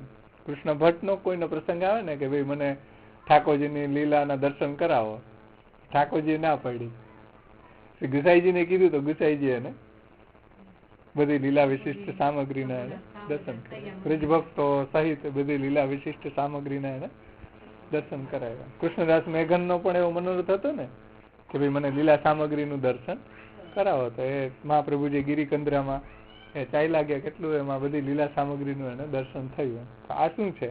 શ્રી મહાપ્રભુજી આવી લીલા વિશિષ્ટ પ્રભુના જે સ્વરૂપાનંદ છે લીલા વિશિષ્ટ ભગવત સ્ફૂર્તિ રૂપામ દદાતી, એટલે લીલા વિશિષ્ટ પ્રભુની સ્વરૂપ ભક્તો સહિતના પ્રભુનું દર્શન કરાવે છે. વ્રજની અંદર પણ ભક્તોને જયારે મહાપ્રભુજી સાથે હતા એને બધાને લીલા ત્યાં ચંદ્ર સરોવર વગેરે ઉપર બધી લીલાઓનું દર્શન એને કરાવ્યું છે. તો એ પ્રકારની મુક્તિ આ છે. અને ત્યાંની વાત જવા દો, ઘરમાં પણ લીલાની અનુભૂતિ એને થતી જ ને. નારાયણદાસના પ્રસંગમાં આવે ને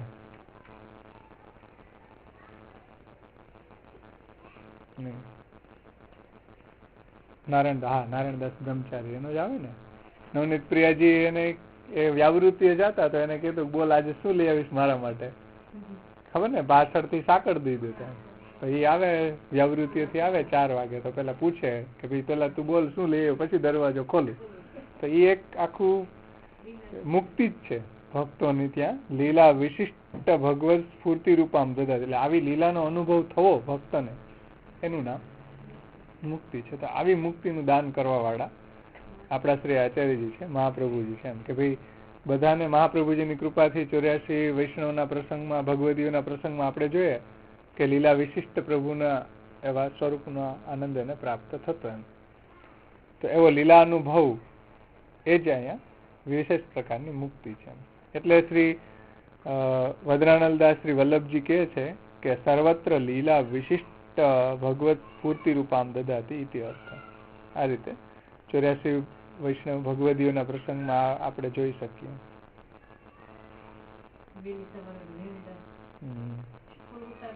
હા આવે ને ચતુર્બુદ્ધાસ નો પ્રસંગ ભાઈ જાઓ તમે ત્યાં ફૂલ પધરાયો ત્યારે આ કીર્તન જે ગાયું ને ચતુર્બુદ્ધાસજી, કરિણી સંગ ગજ ગિરિવર ધારી, ખંડિતાનું આપણે બોલીએ ને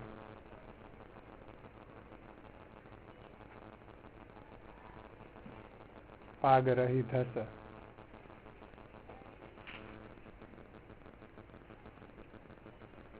લીટી છે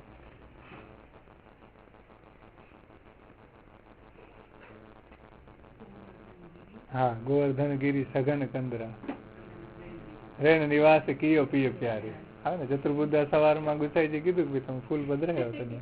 ગોવર્ધન ગિરી સઘન કંદરા રેણ નિવાસ કિયો પિયો પ્યારી. એમ આવે ને કરિણી સંગ ગજ ગિરિવર ધારી. ઠાકોરજી પધારી રહ્યા છે સ્વામીજી સહિત લીલા વિશિષ્ટ. હા તો એવી લીલાઓનું અનુભૂતિ મહાપ્રભુજીની કૃપાથી ગુસાઈજીની કૃપાથી થાય. સારું એવું યાદ તો કરી. ક્યારેક મેળ આવી જાય તો ઠાકોરજી કે રોજ યાદ કરે છે કાલે આજે દર્શન કરાવવા દે.